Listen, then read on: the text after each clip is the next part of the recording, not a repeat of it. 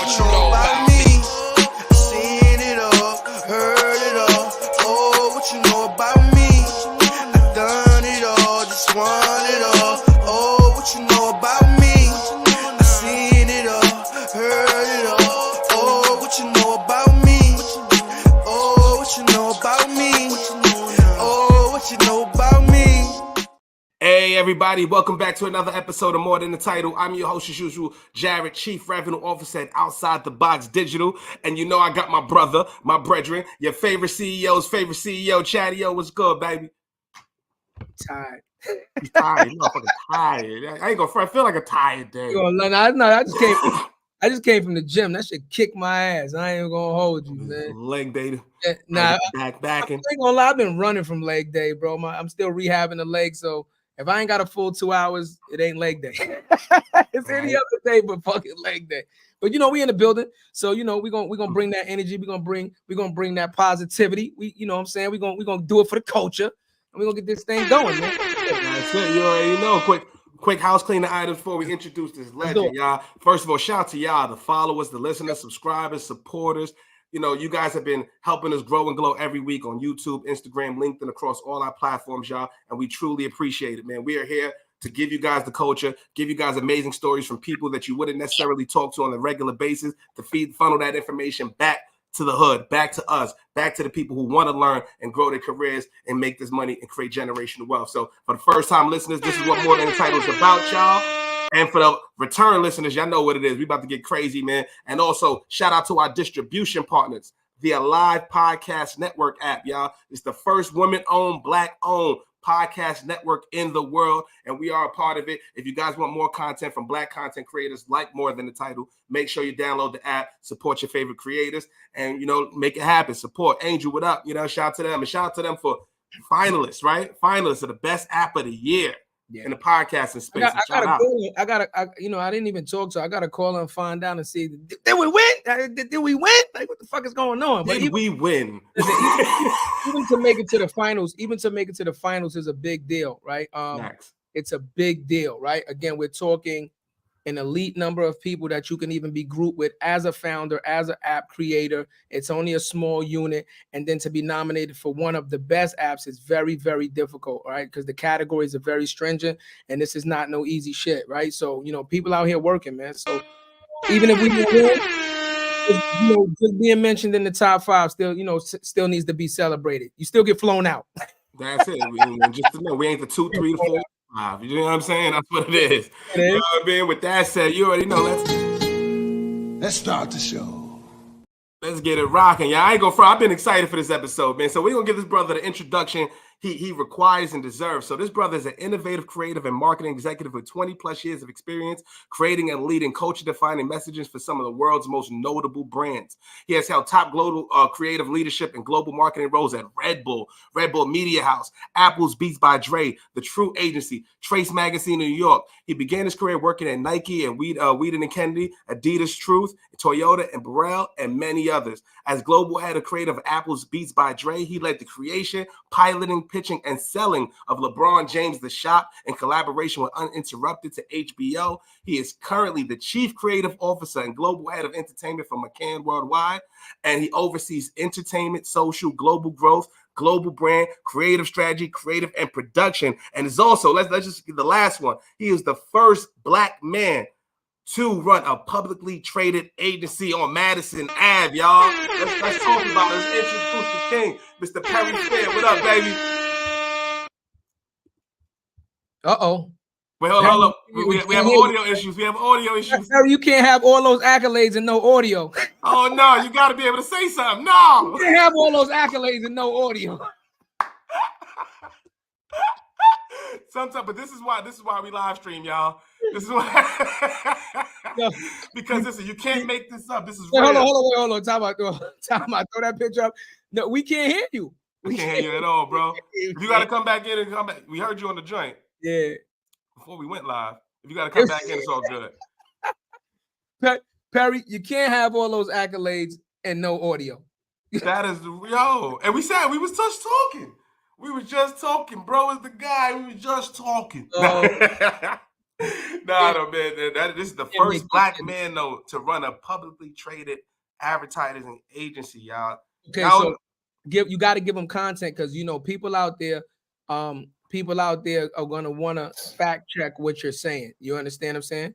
Is that better? Oh, absolutely. We live, baby. He's in. He's in. Wait, hold on. Let's give you an about innovation. Listen, Perry. We listed like 3, 4, 5 fucking tech companies out there. You can't be having audio issues. Beats by Dre, Apple. You can't be having audio issues. People gonna be like, "What's really going on?" We got products for days and numbers. I spent all day on one of them, and that shit died. And I'm like, all right, well, I'll wing it. I hear the boop, boop, boop, boop, and I'm like, I got 5 more minutes. I don't.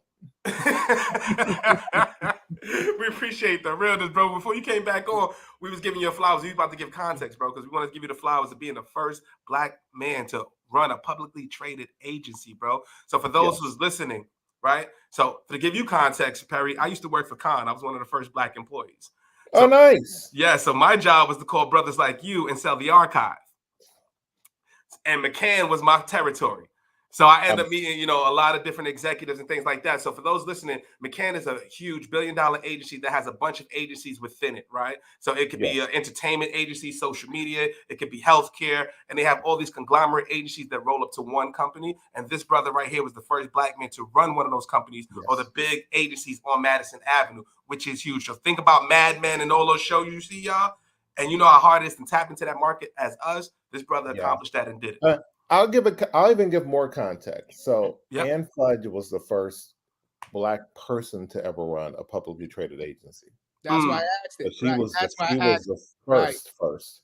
And everyone was like, oh my God, it's possible. Right. And I got promoted. I didn't even realize. I mean, time goes by, you forget. And my phone started ringing. And I'm like, wait, why are all these motherfuckers calling me? Sorry, I curse a lot. No, go ahead. No, we love this. This is what this is for. This ain't ad week, bro. You're good. And it took one of my close friends to be like, "Yo, you're the first." I'm like, "What are you talking about?" And I got emotional about it. What do you mean? He's like, I was in below a little off the time, and I'm like, "What are you talking about?" Like, you're the first black man to ever run at a publicly traded ad agency, and so you understand, like, a privately held agency is a different beast. Like, I would go to my global meetings at JWT, which was the agency at the time, it's now called VML, and out of 81 offices, 81 global offices, I'd be the only black jelly bean. And then you understand, like, and you go bring your CEO, your president, your CFO, and maybe your CFO. So you 3 levels deep. I'm president and CCO, so I'm 1, 2, and then my COO and my CFO are Caucasian. No, it's not even a bad thing. It just was like, I was sitting in meetings like, I'm it. And then you fast forward to McCann, I'm the first black CCO they had. And it was like, yo, that was 2011. That was 2021. Message. Damn! A double message and a damn. So you have to think, and all that time, you have this massive gap of us, and I tell my friends this all the time, and you'll hear me say it probably more than once in this. I'm like, figure out where you are. You were either on at the table or are you on the shelf? Message. Where are you in the org? I'm sitting at a table trying to hire as many of us as possible. Are you on the shelf and they bring you in when they pitch in and they want color in the room? Yeah. Yep, the Black Effect advertising. Shout out to Walt for putting that out. But yeah, man, that shit was crazy. I was like, oh my God. And then, I spent 5.5 years with some of the most hateful motherfuckers I've ever worked with. No shade. Yeah, bro, I love it. We gonna get into all that, bro. I'm glad you're keeping it real like this, bro. But before we even get into, I want to go into how did you get into the industry as a whole? What was your background, brother? I want to understand your mindset. You know what crazy this is? So I'm a date myself. All good, bro. I got my first job going through the Yellow Pages. So, and I'm gonna shout out to a company that probably isn't even around anymore, but they were dope. I grew up in Oak Cliff. If you know Dallas, it's like the Compton of fucking Dallas. So I grew up in Oak Cliff. I grew up in the hood, and I didn't know anything about advertising. I just love commercials. So I opened the yellow pages and started with A. And I was like, I'm going to keep calling these. I was cold calling. Like, I just want a job. I ended up at a company called Susan Jacobs. So I went from A to J. And all but in between were no's. And she was like, come on now. I was writing press junkins, and she had a client, Barnum and Bailey Circus. I was picking up elephant shit and peanut shells. There was a play called Greater Tuna. I was driving around Dallas fucking handing out cans of tuna and shit and press kits I was writing. It was nuts. Yeah. And I got to college, and like I went to Clark Atlanta University, found a way to make one, service. And I wanted a job, so I did the same hustle. And I went to lunch with this woman, and she was an account person for like a hotel chain, and she was like, "Sell me the straw." I was like, "I'm gonna sell me the straw." Man, I took her straw out and I put my finger around the glass, and I was like, "Have a drink." And she looked at me, or you could have the straw. And she was like, "All right, what do you want to do?" I was like, I was wondering where you was going with that. You touched the glass, but that's genius. I thought about it because now your fingers is on. She'll know where your fingers. I'm like, I have another thing you can use. And it was stupid at the time, but I was like, I have shit to lose. I know any better. My first job was at like locally at like this company called Cole Henderson and Drake. I walked in for an interview. I have a resume. My resume was like, I'm an A student. Like, come on now. They asked me to sit in this meeting, and I was laughing at the work. And the CCO at the time, he slid through the things that age differently. He threw the Sharpie across the table and was like, "You got something better? Who are you?" And I'm like, "Oh, I'm interviewing for a job here." And he was like, "What do you have? What would you write?" And I wrote a headline, and that shit won an award. Wow. Like, that was my interview.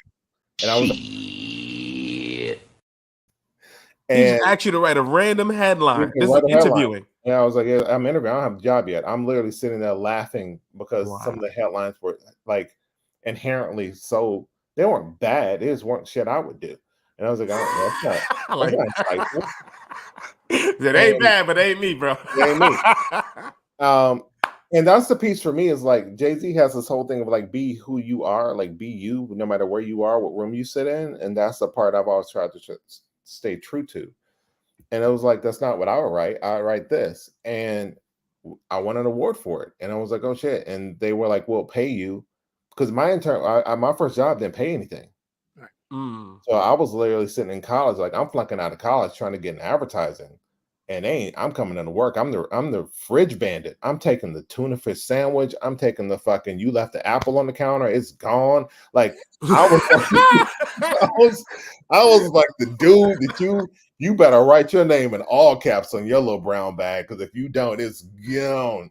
But it paid off. Like that took me from that job to like, I won 3 awards with them, and then I went to White and Kennedy and was like, got an internship. I started working on Nike.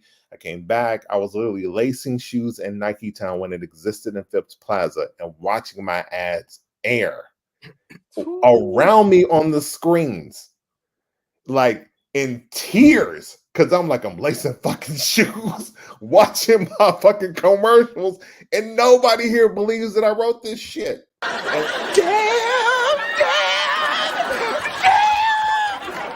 It was impeccable, brother. That was on point. And then one of the writers from Wine and Kennedy came in. He came in to buy shoes. He was in town seeing family, and was like, "Yo, what are you doing here? Why aren't you working in the business?" And I'm like, "Motherfucker, I'm black." And as I said that shit, my spot came on. He was like, "What the fuck?" I'm like, "Dude, I'm in hell. What the fuck? This is punishment. What did I do wrong? I'm brown in the business." Right. You know how hard it is for me to find a job? And, I graduated and shit. And like powered through it and went to work at Burrell, and Tom Burrell was like an amazing mentor. I love him to death. Like he's like an uncle I never had. Like I love Tom. And he taught me like the ropes and like how the art of selling and storytelling. And we went on to do like Coke New Classic Soul with the Roots and like all this amazing work. And then everything else is just it's the LinkedIn profile. Crazy. Damn, bro. You said you're lacing up sneakers. You guys you want to ask, bro? We go mad different ways with this. I mean, first of all, let's talk. I just want to talk about that, like for real, like the feeling that somebody could have, like you said, you're in a sneaker store, lacing sneakers, and you're fucking that you understand what I'm saying? That's almost like, I'm not even being funny, but it's, you know, in that type of position, it's almost like you like, yo, I work for Foot Locker, I'm in Foot Locker watching the Super Bowl, watching my fucking Foot Locker commercial come on the Super Bowl. Like, you understand what I'm saying? Like, how that feeling. That is, man, like, every day that shit were to run on a cycle, maybe 20 times a day during my shift. And I'm sitting there trying to explain the nuances so they know that it's mine, and they laughing. And I'm like, yo, no, really, that's mine. That's mine. And they're like, no, it ain't. Why are you here then? Right. Yeah, that's crazy. And I'm like, because I can't get a job. Wow. So technically, in saying that, so my backup question now is, your commercial is airing, but you're not getting no royalties, you're not getting paid, you're not getting anything. Bruh. It was done as like an intern, like a freebie. You know, I'm so glad time has passed. You want to know something fucked up? Please, hold on, bro. Give him the bell. Give him the bell. You know the bell's coming. Second period, baby. Second period. Here we go. So here's the fucked up part, and God bless if they ever hear this, because I stand by it. I went to sleep in my office, and it was like a little closet. So I was working late, went to sleep, woke up, I stayed the night. And my manager, my boss, the guy who's kind of managing me, was in the office next door. And he didn't know I was there. And he was like, if these motherfuckers sell this work, what does it say about us? My name was not on the work. All I had was the hard drive of the original idea, like the original script. Right. Wow. The presentation that was sent out. I had to argue years later to get some level of recognition for the work I made by having the original Omega drive. If you remember those big ass hard drive, yeah.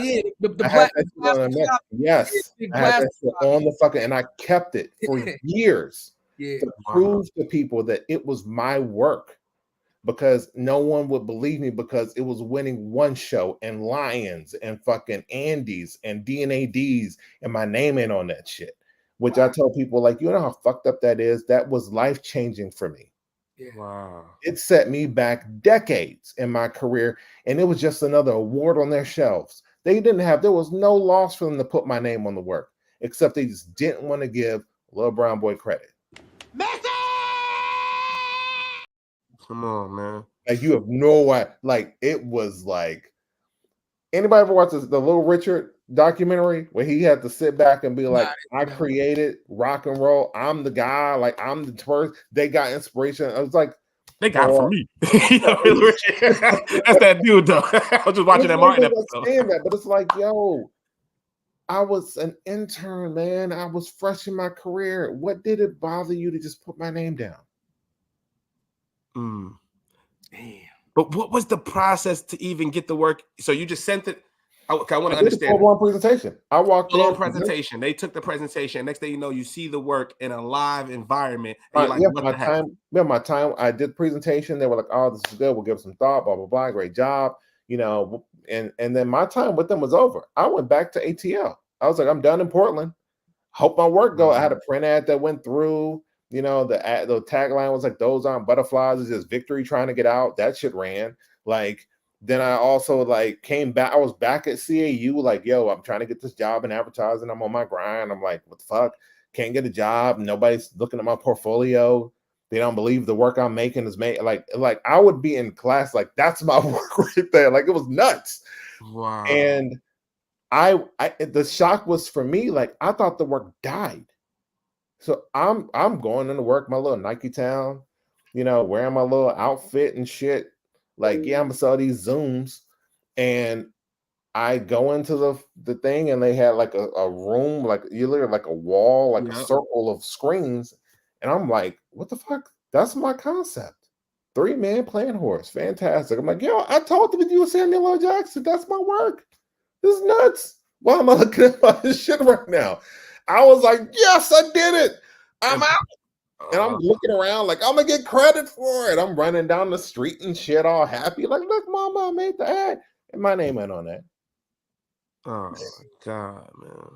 But anyway, here's the jacked up. The part that gets me is this: like, I went from that to like I did Tracy McGrady's first ad with Zack Snyder. Anybody who's watched any of the fucking Marvel shit, I got to work with him. Did some dope stuff. I went from there to Converse. Like this, it was like, you know what? It only made me hungrier. It made me hungry as to my wife. Like it made me mad, and it made me mad enough to stop depending on other motherfuckers to give me Message. Take your moment. That was, oh my goodness, bro.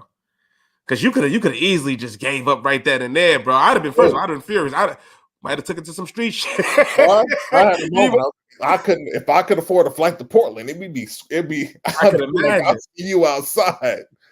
But yeah, man, it was sobering. But I was young in the industry, and it was like, you know what?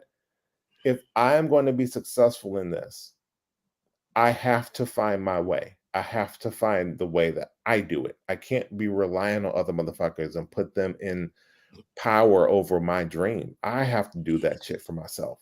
That's real.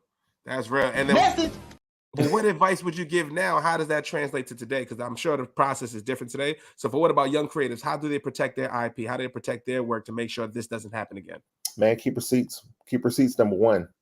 Okay. 2, honestly, like, deal with people that appreciate you, don't tolerate your work. Like, if they love you, they're going to give you your moment, and they're going to make room for you. Don't wait for them to give you space. Make space for yourself. Like, don't be afraid to step out on your own. Like in the world of like AI and all the things that exist, you as an individual are like you are an ad agency. If you do it the right way, man, if they don't want to appreciate you, fucking become their worst nightmare. Message. And that's what we are at More Than Entitled. Ladies and gentlemen, that was an ad right there. This brother's bad.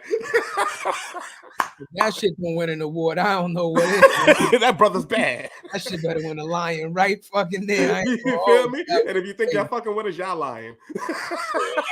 He got bars. Oh, you ready to par? He ready to par? I'm ready to par, baby. You know, it's Thursday, maybe the Tuesday. Yeah, be on stage like, I want to thank myself. Like, believe in you, man. Like, believe in your value. Thanks. I say this to my peers all the time, and some of the people that I mentor, like, don't let these people have you believe that you don't bring the worth to this game.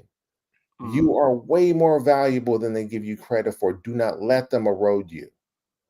Like, you are the stone in the fucking river. You ain't the sand. Like, don't let them fucking tell you that you can't be who you need to be, that you aren't as good as they are, that you should be happy to be there. Look how rare you are. They should be happy to have you there. Message. Like, and never forget that. Like, you are special. All of us, we bring creativity is in our DNA. Don't let anybody tell you otherwise. I agree, but I can understand, and I always play devil's advocate. I can understand when you're young. Yeah. See, you can talk about it now because you've experienced it. Once you've experienced it, the hindsight is always 20. Oh, I should have did this. I should have did that. Yeah, because you have the information on it now. Right. But in the moment, you did the best that you could with what was presented in front of you, right? So, I think there is no agency that I'm going to say that's out right now that does not do that, especially the entertainment business, anything entertainment related. Music is fucking notorious for that shit. Movies, You know, look what happened with the lady that ended up suing them, and like, nigga, I wrote the fucking Matrix. That's my, you know what I'm saying? The family that sued it, right, it's my shit. That ain't yours. That's my shit that I pitched you that you act like you didn't want. So again, it happens every day. Back in the day when you're talking about receipts, and the reason that I already knew the Omega drive that you were talking about is because it came out because the floppy disk could only hold so much, right? And this was before CD burners and stuff came out where we could burn onto CD. So Omega was like the next thing fucking smoking. They came in the colors, the disc came in different colors. You write on them shits and magic markers, and you know what I mean? And they fit, look, and the Omegas used to fit the MPC machines. So now once the Omega started fitting the MPC machines, it was over, right? But you know, we used to do what's called the poor man's copyright, right? Wherever that original was, fucking mail it to yourself. That was me. I did that. You mail it to yourself, right? And no, you know, we can't afford no lawyers. A lot of us artists did not know what it truly meant. We only knew we had to try to protect it and show ownership. And look, if we send it to ourselves and mail it to it, we know it goes through a federal system, right? That the mail is a federal system. It has a time, it has a date stamped on it. You leave it unopened. You know, when you open it, it's created. And I had, you know, a lot of people did the poor man copyright back as their only means to say, this is my receipt that I created this. You know what I mean? It took me years to open up that package. It was you're sitting there like, no, really, it's in here. I would go to interviews with it. Like, no, really, it's right here. They're like, what is it? If I open it, I can load it up. I brought the drive with me. Like, it was a thing, but like I agree with you. Like, I hit every branch on the experience tree, and that tree was real tall. Like learning, like through mistakes, through trial and error, through like, and I tell my friends, it's like, I've lost everything 3 times in order to be, like, sleeping on couches, like just losing it all. Like, and not like I went to Vegas and lost my shirt, but just resetting and being like, Leo, oh, y'all didn't tell me this happened. This is what happens next. Oh, this is what happens when you beat your boss. They blackball you in your career for a couple of years. Oh, okay. This is what we doing now. Yeah. Like my creative is infinite, so let's wait it out. That's crazy. And real quick, man, when life is beating the shirt off your back, we gotta pay some bills. We'll be right back. No, you can always get your damn More Than a Title merch. You can get a shirt, you can get a beanie, you can get a hoodie. There's Father's Day coming up. There's all types of holidays coming up that you can get a nice little thing. You can get a More Than a Title cup. What else is going to keep your Hennessy or your Douce cold for 2-hour conversation with one ice cube? I don't know. Or your ginseng tea hot, because you know I love my tea when I'm talking. You know what I'm saying? And I like this fucking cup, but it worked too fucking good. Because that's why I be having to burn my goddamn esophagus on this. It's 2 seasons. So make sure, hold up, put it up right now. We got the 5, 4, 3, 2. There we go. And we back, baby. I got FOMO. Can I get a cup? Oh, we got you. We got you, bro. Come on, man. No. I'm buying a cup. We got to support our people. Yeah. Shout out to Ken and shout out to Jaden on the LinkedIn chat. Yo, you said, Groove, grateful for the technology we have at our disposal after handing that poor man's copyright. You ain't never lied, man. That hustle was real. So, because like even now, right? Even now, and even though information is more prevalent, what's also more prevalent is the pricing of protecting your work, right? Facts. So let's just talk about it. Like even companies now, like, do you actually know how much it costs to actually trademark or copyright something? The cost goes from this to this, right? Because when you like, oh, I just want to copyright this, and then I'll be like, don't do it yourself. And hard head make a sore fast. And they be like, oh, why not? The paperwork is simple. I go, because if you make a mistake, that's it. They keep your money. They deny you, and you got to start all over again. There is no, oh, we'll send you your money back. You can keep trying. You fucking make a mistake on that paperwork, and they deny you. That's it. You want to refile? You got to refile from the beginning with all the money, fees, and shit again. So, and they will create a war room. That's a fact. A mistake. That's a fact.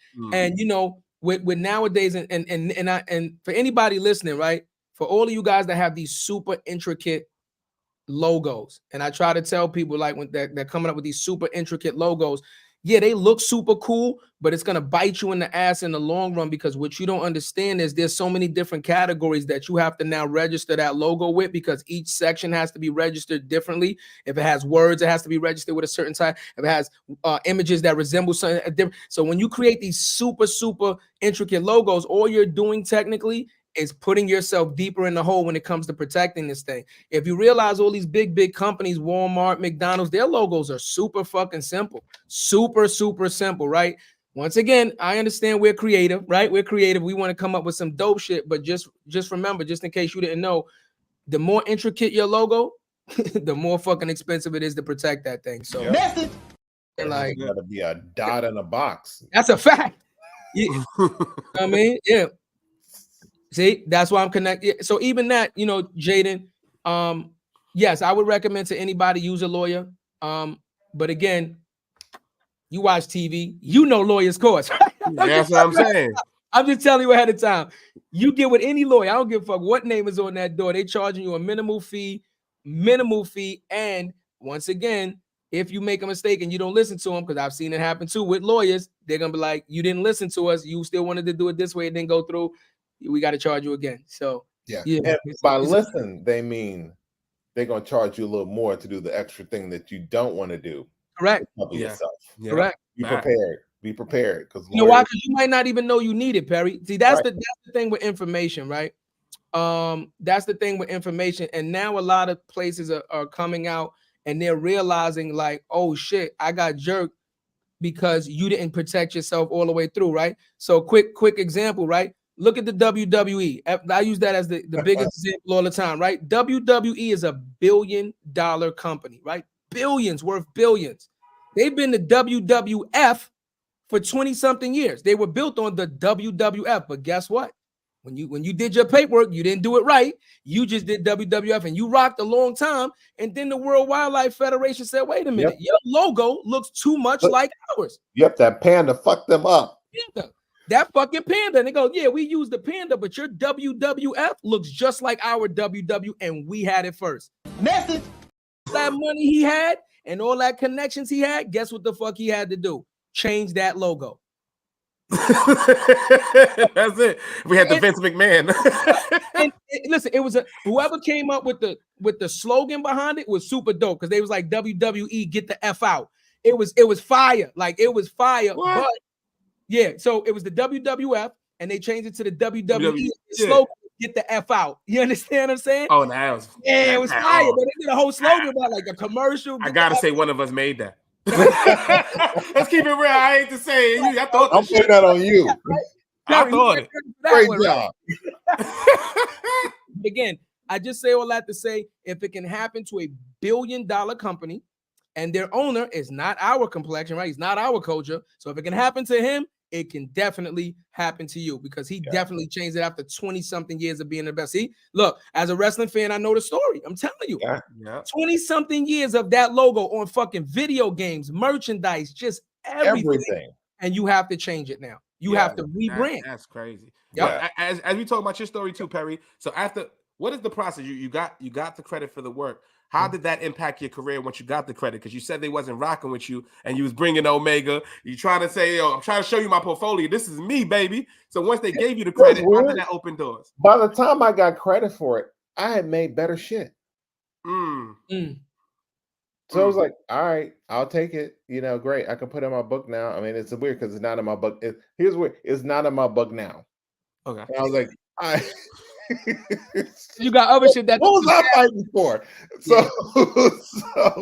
that whole thing. I made better things. Like, it was funny. Like when I was leaving Burrell, I had a moment where Tom and I would talk all the time, and he was like, you know, it's time for your review. You know, in the business, you do an annual review. They tell you what you've done good, what you need to improve on, blah blah blah. And I'm like, let's go sit in the lobby. And the lobby was a screen. And he was like, what we sitting in the lobby for? I was like, oh, just hang out for a second. That's mine. That's mine. That's mine. Yeah, so while you reviewing me, look at this shit. Everything you use to grow your business is mine. Let's do the cycle. Coca-Cola, Toyota, like, let's go ahead and call it like Adidas, Truth. Like, I'm good. So the thing that got me was like, the work that was made at that time was the beginning of my creative process. I refined myself So I'm a student of the industry. I studied people's styles. I would look up creatives, and I have heroes. Like, I love, if you guys ever get a chance, if you've talked to him, Jimmy Smith is fucking brilliant. Okay. Jeff Edwards, fucking dope as hell. Jayanta Jenkins, like unconscious. Like, and then there are other people, Tanisha Williams, dope as fuck. Like Shantika Sigers, fucking amazing. Like, I studied my peers and like learned how to improve my craft. And that's just us. Everyone I mentioned is Black. Yeah. And then I was like, okay, what else is out here? And then it was like John Jay, like Mike Foligno, like just Jamie Barrett, like learning the, like Lee Clow, Rob Schwartz, like learning the craft. And what I came back with was like just inventive, Christopher, like there's so many people. Like, I could like a whole show just be naming motherfuckers. Right. Like, just making things. And my view was like, creativity isn't defined by a media. You're not great at TV, print, and radio. You great creatively. Create amazing things, period. Message. But like, I was dropping like cards and fucking glass cubes in Times Square with sledgehammers attached to them, and it literally said "breaking case of adventure." And we dare motherfuckers to try to rip the fucking sledgehammer off and break it. No one could. And like, how do you do that? And like, all the things that creativity brought. And I look back at the work I did, like, and be honest, that the shit I did for Nike was in '97. And I'm like, yeah, you know what? I'm light years past that. Like, I'm sitting in the room with, I remember I did a spot, and Tom flew out for it. And I'm shooting with Francis Lawrence. If anybody watch Hunger Games, Francis Lawrence is the director. So I'm shooting with Francis Lawrence. And Tom walks in, he's like, "What is this?" And I was like, "Come outside for a second." And there's a big table. And he's like, "What am I looking at?" I'm like, "Everything in the room you walked in is the color of Coca-Cola. The green, the cream, the red, the brown. Everyone's wardrobed in it. The walls are corked in it. The roots are covered in it. Jaguar Wright is in it. Like, Fatima is wearing it. Everyone is wearing only the colors of the brand. And we didn't have to force it." And he was like, if you don't succeed, you know what I'm going to do. I'm like, "Yeah, you're going to let me go. So I'm going to make what the fuck I want." And I shot the message. So I love that fucking attitude. Ain't got nothing to lose. Let's get it. Yeah. And it was like, yo, he came back afterward. Donnie was like, and it's weird at the time, like, when Don Cornelius was alive, Don came by and he's sitting with Tom, and Don's like, "Yeah, it was nice." I'm like, "Yeah, I think we good. I think we're gonna be okay."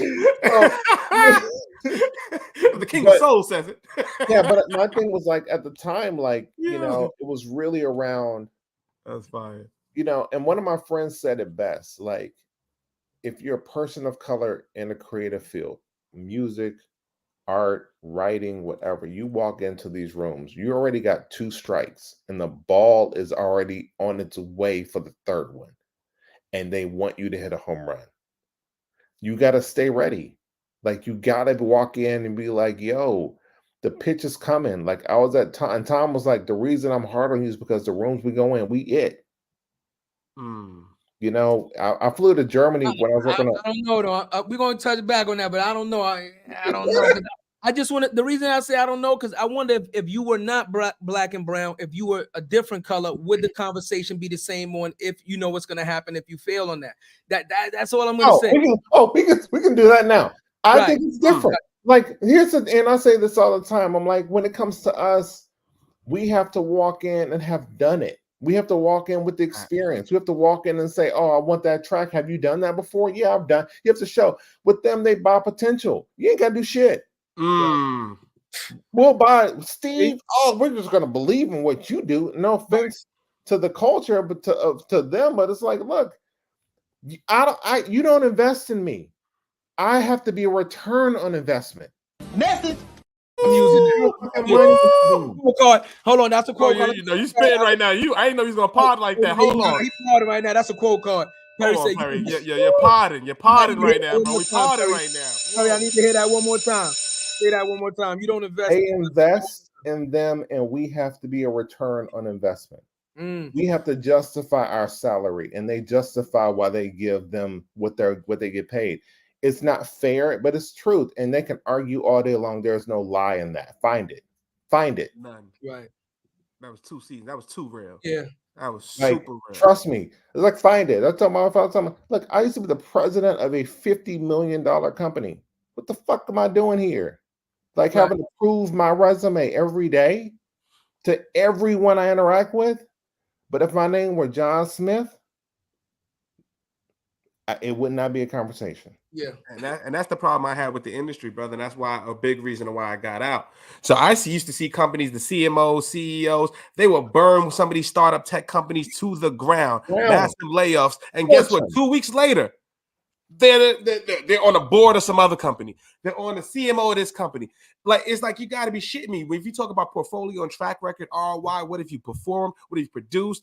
But let somebody like myself, who is a top performer at sales, not have a seat at the table, not have a say, I couldn't do it. So now we got the table. Yeah, and my thing is, like, I'll do this. Go to perryfair.co and see my work. I'm put it in the chat for everybody. Yep. Like, I am viscerally transparent. Like, see the work. It's like, yo, I put my buck against anybody.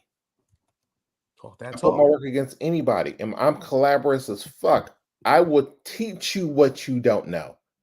I don't care if you black, brown, white, green, polka dot, like right hand, left hand, walk on your hands. I could give a fuck. If this is what you want to do, I will teach you what you want to know. And if I don't know it, I'll show you someone else who can help you. Right. Like, there's no ego here. The secret's open. If you us and you want to get in, like, I have two brothers. One was my tattoo artist. I'm tattooed from my legs to my arms. Over 2 sessions, this brother got into one school with his brother, finished with a dope ass book. And I'm like, he's like, why are you telling me all this? It's an open secret. The more of us that are in the industry, the better. Absolutely. Transfer your creativity to a craft that can earn you your life. And then become the entrepreneur you want to be and go do it for yourself. Learn. Get in, learn, and go. Absolutely. And I want to talk about too, brother, and we talk about this a bit on the show, is also sometimes it's people as us doing dope shit and we don't get the support from each other. You know what I'm saying? It's the brothers that are at the top. Like, obviously, you're transparent. There's going to be so many brothers that are not, that are going to be willing to help, to say, yo, look, little bro, don't go through that door. Here's the ladder. This is how you do it. This is how I did it. Whatever the case may be. The support comes in different ways, but just the littlest of support. There are a million different types of crabs. We all in the same barrel. Like, honestly, like, yo, we all crabs to them. Like, help us. Help us, help us. Like, what does it hurt you to give one of us? I'm working on a project now. Black director, black cast, black actors, black clients. And there are 2 clients involved. It's I call it the most chocolatey chocolate thing I've ever worked on. It's so good. I didn't like. Hey yo. Yo, do you see that? Because you are God.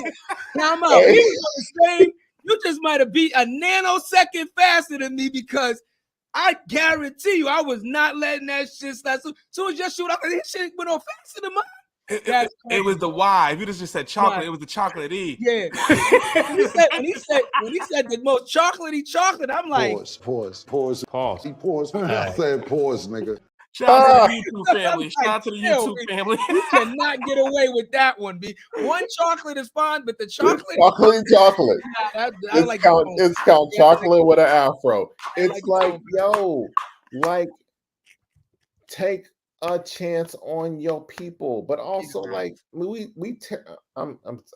love us. I'm just gonna be honest. We do us so dirty. We open up black businesses, we don't go to them. Like, you open up a black nail salon, you'll go across the street before you give us a dime. Your nails still gonna look the same. Like, you open up a black business, you're gonna give them money. I got the same fucking product, it's better, because I'm gonna work harder, because I'm not gonna let you fail. Like, Like, yo, like, why not help us help each other? This is how you build wealth. I bring you in, you bring me up. I bring you in, you bring me higher. I bring you in. We at the top of the fucking mountain, looking at other mountains to take over. Why is that a problem for us? They do it for each other. Message. It starts at the youth stages. So let me piggyback what Jarrett said as far as like artists and coming up with things and why people are not helping. Before you even get to that, let's talk about your surroundings. As Perry, the 15-year-old, 14-year-old, 13-year-old, right? We all know that true artistness starts to really develop in like junior high school when you actually start to understand yourself and you're not afraid to like be different, right? And that very fragile stage, right? If your people around you support you, you fucking skyrocket. You become a child phenom and you know what you want to do for the rest of your life. There's nothing to talk about. I'm only going to do this and you're going. But if the people around you knock what you're doing down, oh, that's never going to make no money. You're not that good, blah, blah, blah, blah, blah. Now it makes you doubt yourself. In that doubt, you will change your mind on what you want to do. And you might even give up that fucking talent for something else that everybody is more susceptible to saying, yes, that's a good idea. Understand what I'm saying? That's where it really fucking starts at, bro. That's where you landed that plane. I'll say this, like, I was blessed and is lucky. My dad worked at a paper company. Right. Mm-hmm. He was a draftsman. He drew fucking machines that he then made. Everyone in my family on his side is gifted. We all draw. My degree is in photojournalism, like photorealistic, like draw. Give me a number 2 pencil, I will literally draw you to your pores. Like, to be in a world where you have, and I told my wife that I grew up in a world where I had infinite access to paper. I would draw ads on the walls in our hallways, take the spanking, and be like, fuck it, I'm gonna do it again. I'll see y'all on Saturday. And like, you know, and just really, and my parents, my mom's a psychologist, my dad's sociologist, I have a twin sister, she's political science, my older sister, she's a fucking accountant, she's dope as fuck. Like, being able to understand the business and the art, and like being in a space where it's okay to like be who you are. And I remember like the first time I called my dad for advice after I'd done something really big. I'd done like all the DirecTV work. And I'm like, look, I'm throwing robots through walls. I got fucking firefighters freezing in place. I need your advice. And he was like emotional. And he was like, I have taken you as far as I can go. Wow. I have no more advice to give you. Wow. My road with you ends here. I don't know what to tell you about the future. Wow. But I am now watching you become the man that you fought to be. So I'm only here to help you. Powerful. Dude, he and I both, my dad's 21 years Navy. He does not fucking cry. Like, he was all fucking emotional and shit. I was like, what the hell is happening here? I've never had this connection with my dad before. I'm used to him like chasing me around the house. He's gonna fuck me up. Like, it's not that bad. I felt it's not that bad, but that's dope as hell. But like, you know, but just being in a space where you have Black parents that look at you as more than just a teacher, a lawyer, a doctor, a blue collar worker, and will look at you and say, there is a craft, there is creativity in you. And I might think of it and be terrified because I don't want you painting on the sidewalks in New York. Yeah. But there is something in you that I believe in enough to trust you. Yeah. And I think that's the part that we as a culture don't believe in. We don't trust in our creativity unless it's like comedy or sports or some other thing that we can visually see, this hidden industry. Like, I tell my friends, I'm like, yo, man, I make more than the doctors I go visit. I make more than the lawyers I pay. Like, and they are wrapping their heads around what I do. Like, I was talking to one today and they're like, how much, what do you make? I'm like, blah, blah, blah. And they're like, say it again. It's like, I'll say it slow for you. Did you start at zeros on that? Yeah. Like, he's like, wait, monthly? I'm like, no, motherfucker, that's annual. He's like, okay, hold on for a second. I'm like, yeah, you gotta throw some zeros on that shit. But it's like, the fact, and I tell people all this all the time, I'm like, yo, if you knew gonna switch gears for a second. If you knew how much you could make using your brain and what's inherent to you as a culture, you would shift everything you have into the creative class as fast as fucking possible. Take over music, VO, dance, choreography, wardrobe, culture, insights, hair, makeup, like all these things. And I stopped. There's so much to do. Music, sound design, Foley, like, oh my God. The things we could take over if we just said, I'm gonna get in this industry and I'm gonna bring my friend in and they're gonna do the hair. She's gonna do this, they're gonna do sound. Like, bring your people in, but off the understanding that if you fail, we all fail. I say this all the time. Like, I tell my wife, if I'm competing against you and we're on the same team, who loses first? She's like, who? I'm like, the team does. We are the team. We're the team. So if we're competing against each other, who loses first? The team does. Fucking Pippen ain't scoring on the other fucking end of the goal. You lose if I lose. Right. The fact. So if we're on the same team, fucking lace up and let's get it. Yeah, that's facts, man. That sounds like something that Will say. Our brother Will said something like that 2 weeks ago, man. He said racism is a team sport. If we don't play, we lose by default. Yes. That was one of the realest lines I heard. I was like, damn. Nobody on the bench on this one. Like, get up and fucking go. Yeah, man. But that's the problem, brother. It's the problem, man.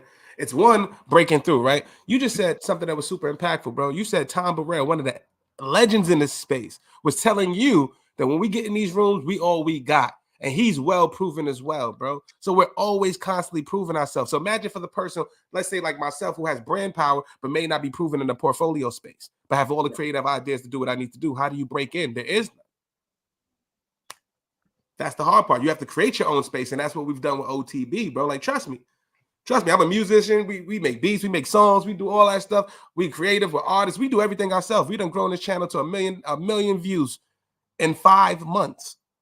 In 5 months, bro. We do all of our ads, all our creative, all our thumbnails, descriptions, tags, titles, chat. Am I lying?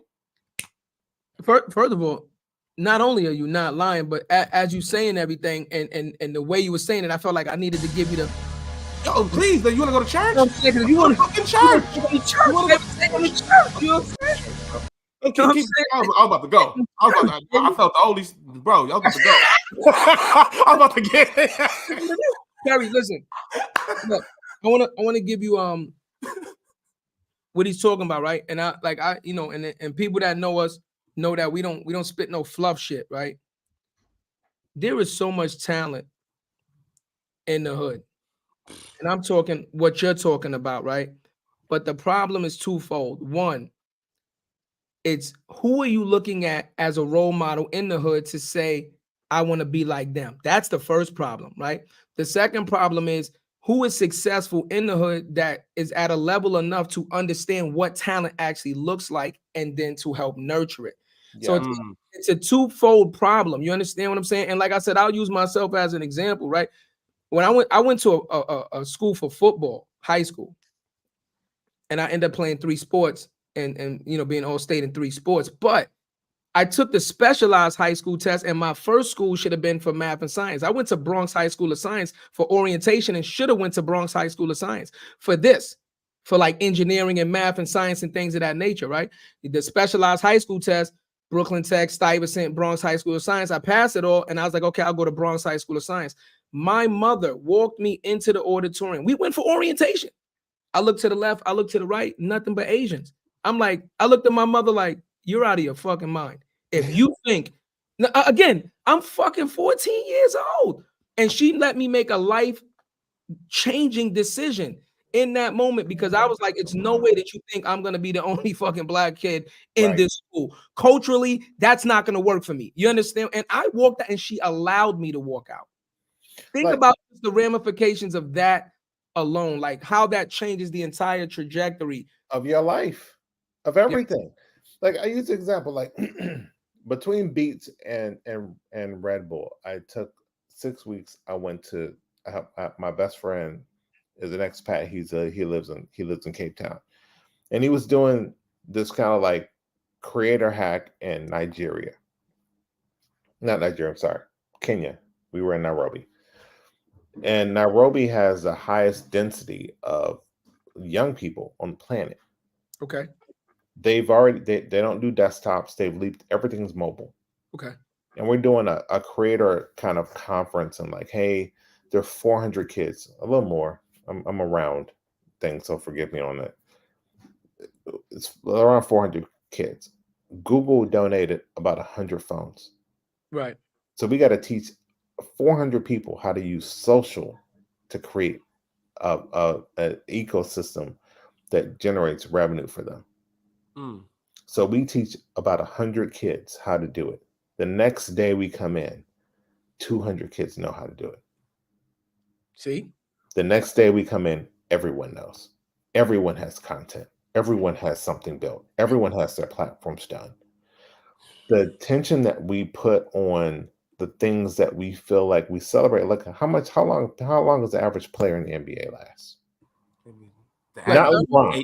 No, I gotta be like 12 years now. 12 years. 12, but 15 like, years. how long do you think you're gonna make it in a creative class? How long, Chaddy? How long do you think you're gonna be in this business? Double that. Yeah. Quadruple that. Maybe triple. Yeah.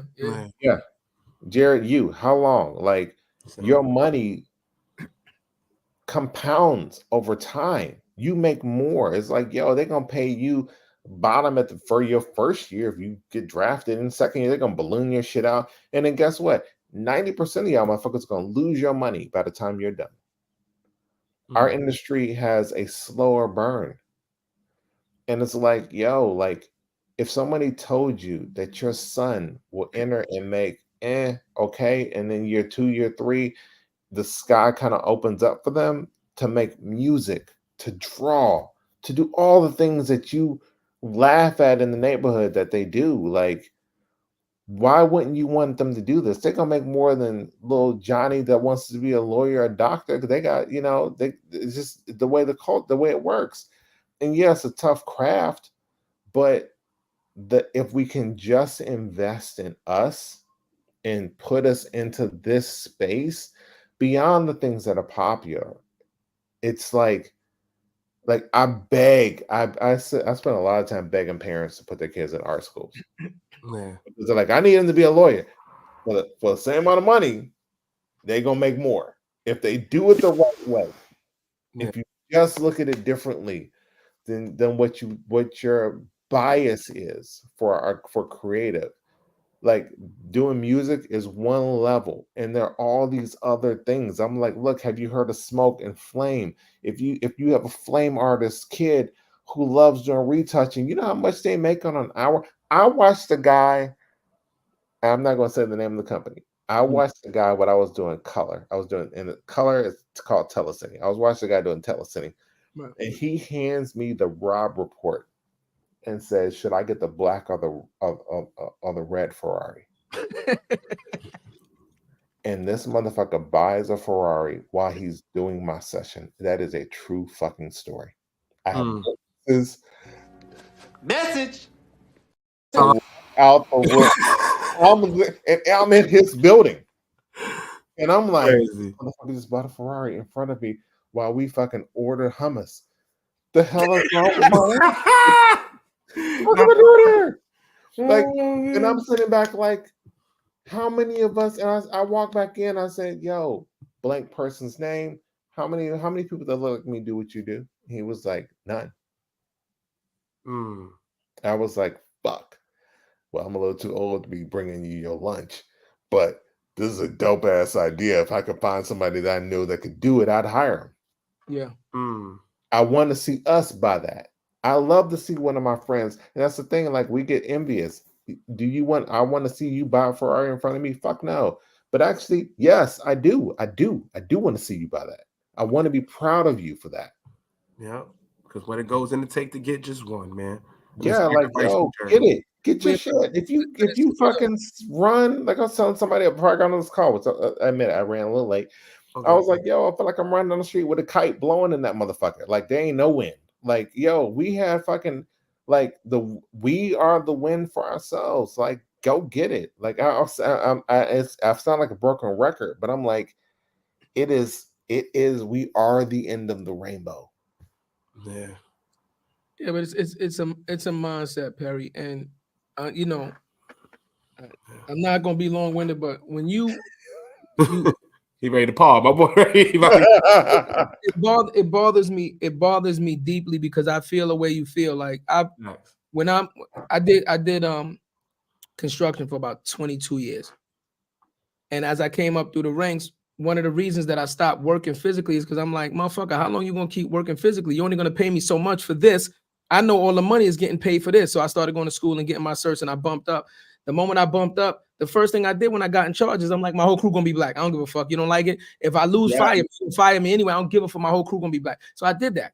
And then when I walked in these rooms, I was the only, you understand what I'm saying? Black person in the room, and I had to do it. But the problem is between us is like, I'm not being funny, but I just gotta say it the way I gotta say it. You understand? Like a lot of people haven't found what they're good at. I'm not saying you're not good at something. You just haven't found what you're good at. And your confidence level at what you're good at or whatever is might be less than somebody else's. So when you see somebody's good at something, this is what the hood goes through. Let's say you don't know you're good at something. You see somebody's good at something. You're like, okay, this kid, Jarrett's good at basketball. Then Jarrett goes, but guess what? I play baseball too. Now he's a fucking Bo Jackson. Like, oh shit, Jarrett fucking plays baseball too. You haven't found what you're good at yet, but Jarrett's good at now fucking 2 sports. You understand? Then Jarrett's like, but not only do I play baseball, you understand what I'm saying? I play the saxophone. You understand? What ends up happening is you get people that showcase this talent. And remember, I said it starts at the younger level, right? It starts when you're a kid. You start seeing you already know who's talented when you're a child. Cut it out. This is what I'm talking about. People can look at other kids. You can be a kid, look at another kid. A parent can look at a kid like that motherfucker got it, right? It's obvious. Yeah. It is obvious, right? Jarrett's son right now, my godson, and my little cousin, he's like 5. He be in the room writing scripts and all that shit, like like literal scripts and like, yo, I'm gonna do YouTube like at 5. So you can already see where his brain is working at 5. Now, this is what I'm talking about, right? If Jarrett supports that, this kid skyrockets. Maybe he'll be a fucking millionaire before he's 10 years old. If Jarrett's like, yo, YouTube is stupid, you're not gonna make no money from you, or something like that. Now this kid shifts and like he doesn't believe in himself, and now you got to go through what you go through. But the hood doesn't like to support each other because they can't support themselves. But I even go better, man. Like we don't support ourselves, but we also don't know how to handle criticism. So like, I give my dad a lot of credit, and I remember the thing it was a task. It was weird, it's crazy. Like there was a couple of things he would put in front of me that were like impossible challenges. The first time I sat with him, he's an amazing artist. Right. He drew like a mouse on a teacup. And he was like, see what you can do. Drew it. It looked like shit. Honestly, it was bad. But I was young. And the next time I sit down, he would draw it again. And he was like, try again. And then he'd give me feedback. We don't like the feedback. We like the end product. We think the end product's perfect. It ain't perfect. It's work in progress. And I drew that fucking mouse in the teacup for fucking months. Right. Until I could draw it while looking at it. And the next time he sat me down, there was no fucking mouse in teacup. He said, draw what you remember. I had to draw that motherfucker from the top of my head to make it match.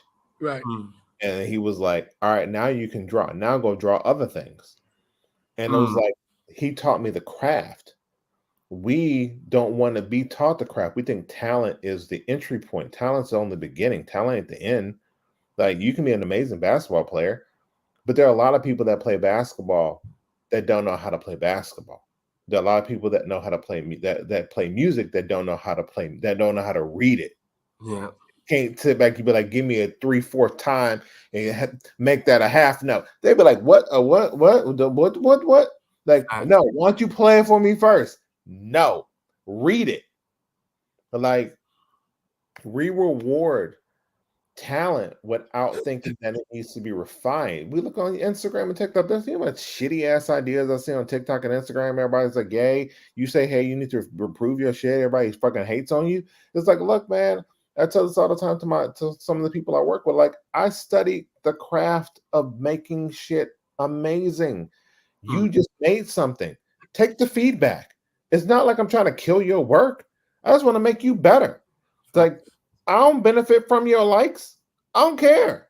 It's like, so that's the piece for me where it's like, we as a culture, yes, we celebrate those few that do well.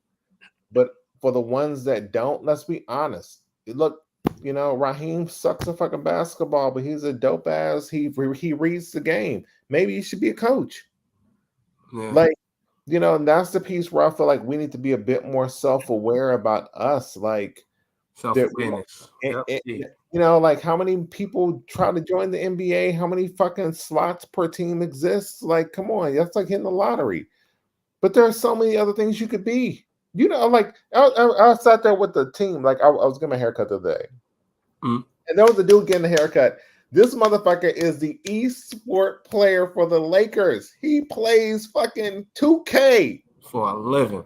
For a living, making fucking six figures out the ass. Gets rings. If the team wins, not his team, the team. And then his team.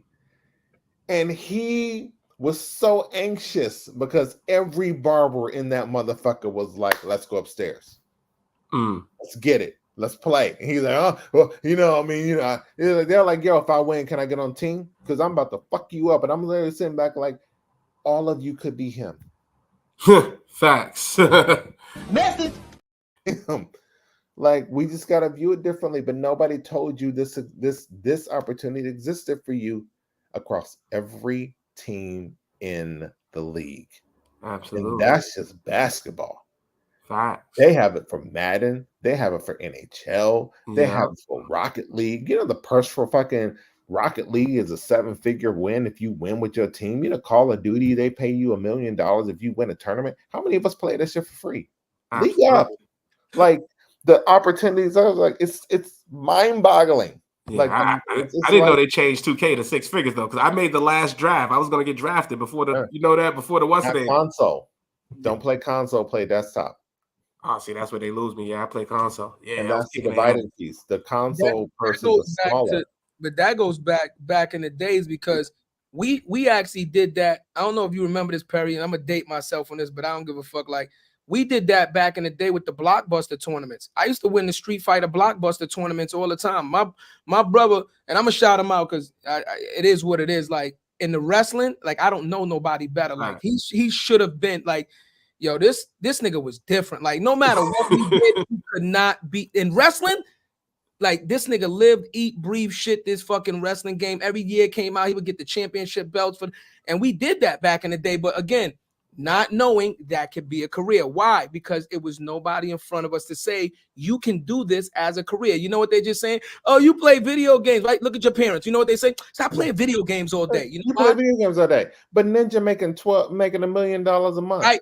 But again, and your parents look at the time frame, right? In your parents' eyes, right? Remember when video games came out? Video games wasn't out in a lot of parents' timeline. They came out in their children's timeline, so they can't relate to it. You understand? So now when you see me on the video game all day, all you doing is like, oh, that's all you do is play. Wasting time. You wasting time, right? And like I said, that right there is like you're crushing a dream before we even understand what a dream is. Yep. Yeah, man. You know what I'm saying? Love it. So it's important to, like I said, I don't never want to put this like it's a cookie cutter answer because it is not. Yeah. I think it's systemic. I think a lot of us do not realize how damaged we are subconsciously because we are subconsciously taught this hate, there's such a competitive nature to things that it's almost impossible for you to give somebody else flowers without feeling like, you know what I mean? I mean, personally, I don't like, for me, I don't get like that shit don't move in me because I'm like, I don't give a fuck. Because I believe what's meant for me is meant for me, and you can't have what's meant for me. And I cannot have what's truly meant for you. So if you do something, shit, congratulations. I love it. You win it. Fuck, let's do it.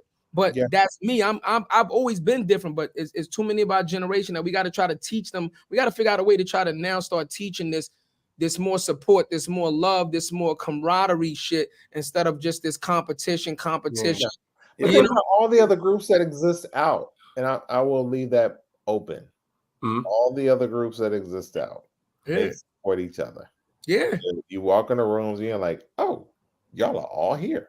Yeah. Oh, I get it. Like, we are the only ones when we see one other person in the hallway, it's a fucking tumbleweed rolls across fucking cubicles. Yeah. Like, ain't a showdown. Like, no, motherfucker, this is Guns of Navarone. This is a few dollars more. This is we supposed to be locking arms and fucking getting it. Yeah. It ain't and they set it up to be the showdown. Absolutely. That's message. It up to be the showdown because there's not too many of us, and we know what we have to do to get in that room. And when you get in the room, you want to protect that at all costs. God bless them if we start talking to each other and comparing notes. Oh my goodness. Yeah. We start like, what's your receipt say? My receipt say we $1 short. Mine too. Like, God bless us when we start comparing. How many times we had that game planning? We had that all the time on the show, bro. At least 20 times, 30 times about just influencers. Just use that. Influencers don't talk to other influencers. Say, this is what I'm getting for ad. This is what I'm getting. This way you should start. This is what this looks like. No, we've had that conversation with big influencers. Right? Yes. Yeah. Nobody talking. Nobody saying. Let me show you. Raises all ships. Yeah. Like, talk. What's the secret? Fuck, you not getting paid as much as you want. Why would you hide that? But wait, here's the funny thing. They don't want to tell you how much they're making in the moment until they get to a certain level. And then it's like, yo, look how much money I made and look how much money I got. That's your message. Then it's like, look how much you lost in the meantime. Hole in your pocket walking down the road. What you talking? You really? Right. See, but I think like you said, bro, but this is a big reason why we created this, bro.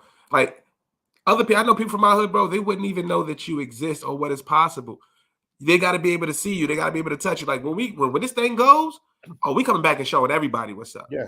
You know what I'm trying to say? We're going to open up media centers in the hood. We're going to open up podcast studios. We're going to open up regular studios. We're going to do days for the community, shit like that they have to see, to bring a Perry through, to bring a Mike Barron through, to bring whoever we bring through, to show them that success happen on any level, bro. And that's what it's about, man. People don't like. So can you tell, which segues into that? Can you tell us some of your best works, bro? One work that you're proud of? Like, you ran Red Bull, so you can tell us about that. Like Red Bull, the P&L, the creative, everything, bro. Come on, yeah, that's crazy. Now Red Bull was fun. Like Red Bull, we did like a couple of films. We created a sport for about 2 different companies. One was called Sand Scramble for Polaris. So they would give us vehicles, and we're like, look, we had the vehicles you gave us last year, but what you really are doing is a product demo. And so what we want to do is create a sport that takes the best. My dog's probably going to start barking.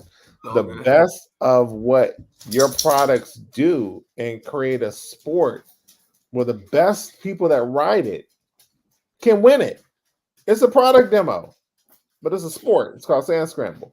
And then we did one with like Yeti. We did something with Kia where they gave us like a ton of money to do like a content series, a commercial. I remember sitting in a bar with my former CMO Red Bull, and we're running in the MLB playoffs, and we're like, Red Bull commercial came on, Squiggly Lines, Red Bull gives you wings, and then the Kia spot came on, and it's Red Bull logo for 20 seconds. Mm-hmm.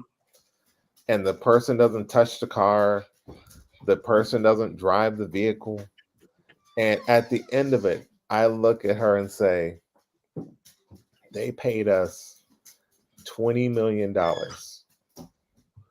for a commercial for their car, and it's our logo up longer than theirs. Message. Hold on 1 second. We got to pay some bills. We'll be right back. You got to get a Kia Forte 2020. What we gonna do? You can see Chadeo cruising. Listen, man. Kia, holla at me, B. Holla at me and Chatty. Let me tell you something right now. Sedan, station wagon, motherfucking SUV. It don't matter. We drive it. It don't matter. Send me a Sorrento. You know what I'm saying? And you can take 2 zeros off. You can throw it a 20 pack. We did it with 2 Kia Forte. Send me a Sportage. Huh? You shit me? We tricked it out. We were like, look, it's a front wheel drive car. We're gonna flip it to rear wheel drive. We're gonna add it, make it drift. We brought in the Drift Brothers from South Africa. We did a content series of the making of it. Like, we did a whole thing for them. They like, Kia was an amazing partner for this, and it was just like, yo, we've never done this before, right?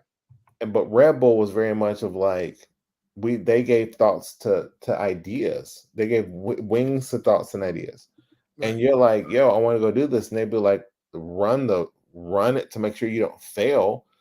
So we're going to put rigor behind it. But when you do that, go. You got the complete support of the brand behind what you're doing, which was amazing. Well, Red Bull's nuts anyway. I mean, their whole motto is crazy shit. I love, man.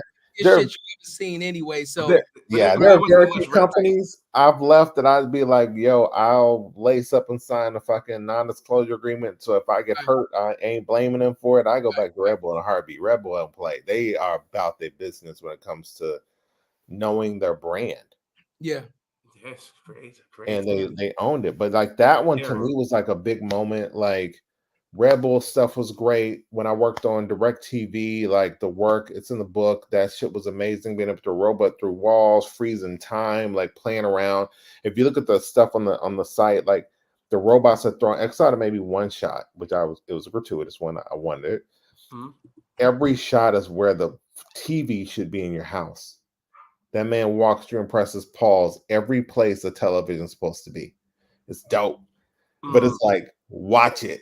And then, like, you know, working on beats, like sitting with LeBron in like New Orleans, doing All-Star game and bringing in like 2 Chainz, Jesse Williams, like, you know, Oakley, and being able to have a conversation around just the sport and the culture and being Black and influence and all these things was freaking amazing to be able to do. Yeah. And then to sit down and go to New York and sit in front of HBO and show it to them, and they're like, okay, this is kind of nice. We want this. And we're like, yeah, the pilot that we shot don't look like the shit that ran. Right. But it was amazing to be able to have these very honest conversations that Black men have in barbershops all the time around topics that most people that aren't Black get visibility into. And if we didn't have to fucking change our tone, we didn't have to pull our punches, we could have honest conversations. Mm-hmm. And it felt super real about what we were doing. And that's the piece that made me really proud, is that being like Black and being able to say like, we're going to show us being seen in these spaces was dope. Because I've done work for everyone else, and it was like, are we doing this for us? Oh yeah, and let's make it as real as we can and not have to apologize for it. But like being able to do that kind of stuff is, and my thing for me now is like, as much as I like being strategic from the general market side, the general market means like non-Black, but like being able to be super insightful and honest about us as a culture and saying like, no, really, we aren't poverty porn and like, you know, just guns and drugs, and we ain't got to dance in every fucking commercial. We can be more. We are more than this. Yeah. And you have to give us play for it, and even more provocative. Like now when you look and you're like, yo man, you know, you can show a Black family on a commercial without losing your brand. You ain't always got to have it where it's mixed out. Like show a Black dad. Like you ain't got to show us not being present now. Like if you, and I say this, like look at commercial, do your homework, look at commercials right now, and you'd be like, dang, ain't no Black man in these spots. Like you ain't got to erase us. Or the ones that do, they're the doctors, brothers. Brothers wear hats, and White Sox hats. They wear shades like we be in the spots. We be in this. First of all, you get your Kia Sorento, a 20. First and foremost, we buy Kias. Listen, we've talked about that again numerous amounts of times. Stop pushing narratives that are just not fucking true, right? I get tired of seeing this shit. I'm not being funny, but it's like every Black family, the kid got curly hair and other. Every fucking Black kid ain't got that kind of. Then he have a fucking fade. Like what's wrong with this? It's very rare you see a man with maybe locks or something, like, you know, some nice locks in his hair or some nice fucking. They're not showing that shit. It's almost like. No. It's almost like the closest to whitewashing you could do. We're gonna give the fucking mixed kid with the fucking curly hair that's not too dark, but not too light, just enough to be like, yeah, she's Black or he's Black. You know what I'm saying? And it reads, it doesn't resonate with us because it reads fucking corny. it reads unauthentic. It reads corny. That's why I argue and push to have us in these rooms. Yeah. That's when there's an absence of us, because what you get is a bias and a stereotype and a parody of who we are from an outsider's perspective. Right. Versus like, that's not how I grew up. I would never wear that. My hair is my girl don't wear her hair like that. My man would never have his hair looking like that. What the fuck? Everybody gotta look like Brian Gumble? Like, exactly. What's going on here? Like, no shade to Brian Gumble. I get it.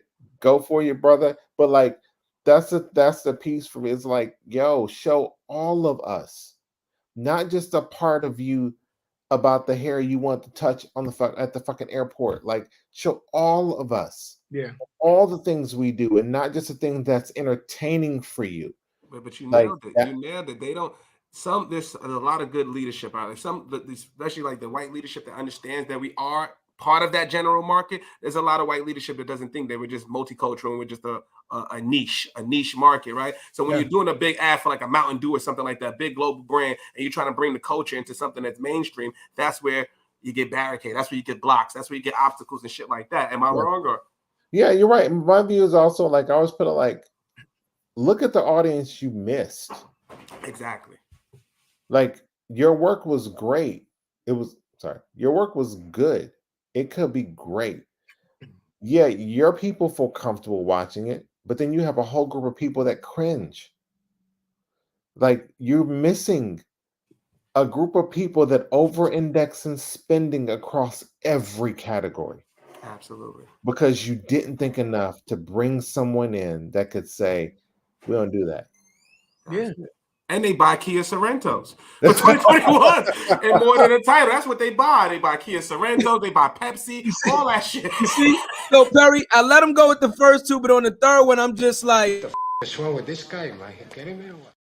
When Zero come in, you're gonna be like, this man's a genius. Mine white. I like white cars. You know, Kia. Shout out to you. Know, one of my favorite commercials that I've seen recently that I really celebrated was the Super Bowl commercial with the little African kid in the football. I loved it. I absolutely yeah. So this year in the Super Bowl, they had a little kid. I guess he, I don't know what country, but it's a country in Africa like that. He's aspiring to play or whatever. But it's a scene where a bunch like he's going through the NFL did that joint. That was NFL, right. That was dope. He's going through like an African village, but different NFL players come up and they're throwing the ball and he's catching it. But it's a true representation of what that culture actually looks like. It was no whitewash, and everybody was the color they needed to be, the texture it needed to be, everything was exactly the way it needed to be. And not only that, but it was very well directed. So that's the second thing, right? When you do use us, stop giving us the fucking Tubi specials. You understand what I'm saying?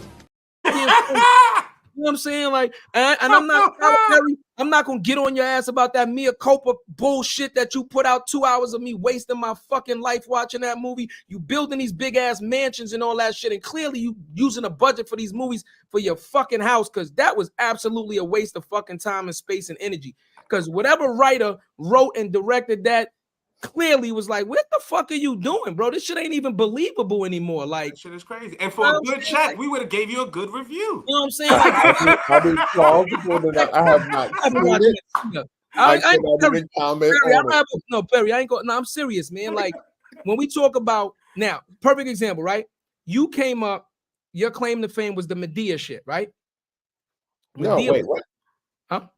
Wait, Tyler Perry. Oh, you said I thought you talking. No, Tyler Perry. I'm saying his claim to fame. Oh yeah, okay. You got Tyler Perry. No. It was Tyler Perry, right? Your claim to fame was the Medea joint, which was very meticulously put together and very well done. You understand what I'm saying? Now, after a certain amount, you actually know what to expect, but they're still good.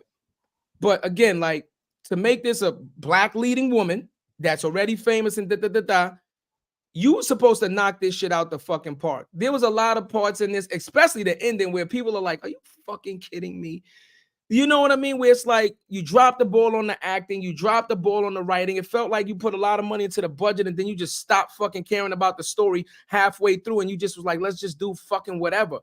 Now we're talking about the black product, right? But then you want people to support this shit. But the product is inferior. It's a shitty movie. It's terrible. Fucking terrible. Yeah, I always feel like I'm dealing with it now. Where I always had a conversation where I said I put things aside for the ending, so that when we're there, we haven't realized we've blown it all. Mm. And because you have to figure out, oh, and I say this to people when I have friends I help with their contracts. I'm like, look, man, I know you're excited to take this job. You got to figure out how you end too. Mm. You can't go out on fumes. You can't be like, oh, I did it. I got this great job. I got 2 weeks severance. Like, you got to figure out the thing. And same thing with films. Like, and I do this as a screenwriter. It's like, yo, you'll blow through. The excitement's always at the beginning, but you also have to figure out how you want to end too. You got to end as strong as you start, or the concept's gone. And a lot of times we invest, and I'm gonna speak broader, we invest so much into our stories at the beginning that we ain't even figured out the exit. We ain't figured out the end game. We ain't figured out how you do checkmate. You ain't figured out how to carry the story when you hit credits and people are like, oh my God. Yeah. Like, we just don't, we have to figure out the whole game. And you see it all the time in sports. Like, yo, you started off strong with a 20-point lead, and then they dunking on you, and you down by 15. Knicks. Yeah. I won't say nothing. Every Knicks fan for every fourth quarter that they end up losing, the Knicks. Right. It's like you see it all the time. Don't run on the gas when you take the corner on that fucking mile relay or on the 400. Like, you gotta punch through that, but that takes vision.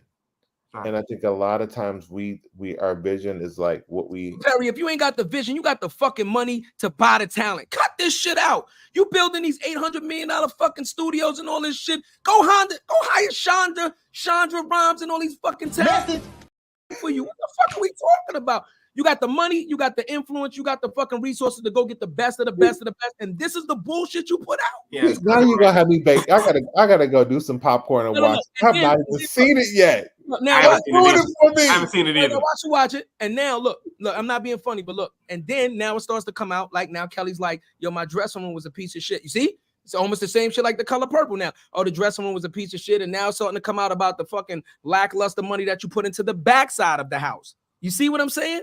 But that's corny. That's corny, because if it would have went, she wouldn't be saying that. That's not true. That's not true. I don't think she would have said that for the win. Once again, The Color Purple was doing very well, and the fucking trailers blew up. Their trailers blew up, and they still came out of like, yeah, we still loved it, but the fucking trailers blew up. You understand? Like, no. That's not a spoiler. That's not a spoiler, Hayes. That's what happened to the actresses and the actors talking about. They died in the end. Okay, next. No. That's it. I'm just saying, because we talk about this all the time, right? When we're supporting black brands, we talk about just because it's black does not mean it's discounted. Right. Just because it's black owned does not mean it's automatically fucking discounted. That's number one. Yes. But number two, when you want somebody to support you, like you said, Perry, take time to refine your fucking craft. Take time to fucking learn what you're doing. Put out a decent, it don't have to be perfect because you have to learn, but put out a product and price it at what it's supposed to be. But you motherfuckers want to put out a t-shirt that you bought from somebody else, and then you just iron some shit on, and you're like, yo, I need $120 for it. Oh, you want $120 for a t-shirt with a clear iron on with the borders on it, my nigga? Right. Like, are you kidding me? Like, yeah, like, you got to refine your product. So that's what you're talking about with that. You know what I mean? Refine your craft, because if you have to, buy a Gucci bag that like that, you be like, this is crap. Don't accept less. And also, like, don't shit on the best, because we do amazing things and we keep asking for us to discount it for us. And it's like, no. Then how do I keep my bar high if you keep asking me to lower it for you? Like, but you'll pay them the same amount of money that they're asking, but you want me to come bring my price down because we look the same. It's like, no, pay me. You should actually be okay paying a premium because I need it. Like, and you guys are entrepreneurs, you get it. You know how hard it is to get a business loan. You know how hard it is to get investors. Absolutely. You know how much you've had to bootstrap. I'm being assumptive. You're still bootstrapping. Right. I'm being assumptive. You should. So when people ask you to hook them up, you're like, so I got to give up something so you can get everything. And with stories and things like you're talking about, it's like, You have to be able to say like, yo, man, invest in the beginning and the end. Don't just invest in the beginning and then get disenfranchised at the end and phone it in and then try to pretend like that turd is shiny as hell all the way through. Like it's a turd no matter what it is. If everybody knows, like we call it, something that's terrible in advertising, shiny turd. Yeah, no matter how much lacquer you put on, it's still turd. So it's like, don't think because you can talk about how much money you put on a project that is gold. The shit ain't gold. It's great at the beginning, then it fell off at the end. Yeah. But that happens across the board. That happens in like music tracks. That happens in fucking casting sessions. It happens in director's treatments. It happens. It's all full-blown productions. Yeah. Where you like, yo, can you kind of give a fuck the whole way through? Yeah. It's crazy. I was gonna say, as you're saying that, bro, I'm just looking at the website again, bro, and I'm looking at the accolades. I'm like, yo, bro, I've got to ask you a real question. Why would you? What is the purpose for you to stay in McCann or something like that, or a big agency conglomerate versus going your own with the accolades that you have? I call it two different things. I was about to crack a joke that was very colorful. Offline. No, but if it's going to affect the zero, don't do it. I look at it. Let me give you the bell. Don't do it, brother. Don't do it. Like, yeah. I see this two ways. I have friends that stay in and have friends that have stepped out. And I'm like, they're entrepreneurs and they're entrepreneurs. Okay. And I like to consider myself an entrepreneur because it is as challenging as it may be when you win in a holding company that allows for you to hire a Black production company, a Black music house, bring in Black talent. You grow us from the inside out versus, and I know it is a struggle and a slog to try to convince these big companies to work with you as an independent company.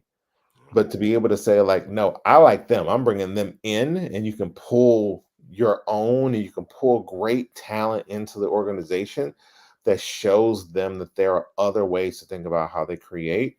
That's one of the things that makes me excited is like, I don't mind being in, and eventually I might step out. One of these days, it's not like this has been an open question from time to time, but I like being able to say like, if you, and I think of this as succession planning, like, yo, there ain't no one behind me for years. So my goal is to get the next one ready and to create an avenue and a massive hallway for all the vendors and directors and freelancers and everyone else that would never be given a shot if there wasn't someone in the room saying, you need to really look at their work again. You had my curiosity, but now you have my attention. Now, Perry, you got my curiosity. Now you got my attention. So that's what I like to do. And I strip it all the way down. I'll play them shit. And they won't even like, I work with this guy called B Haru. If you've ever seen, go to YouTube, watch B Haru and Timberland. That dude's special.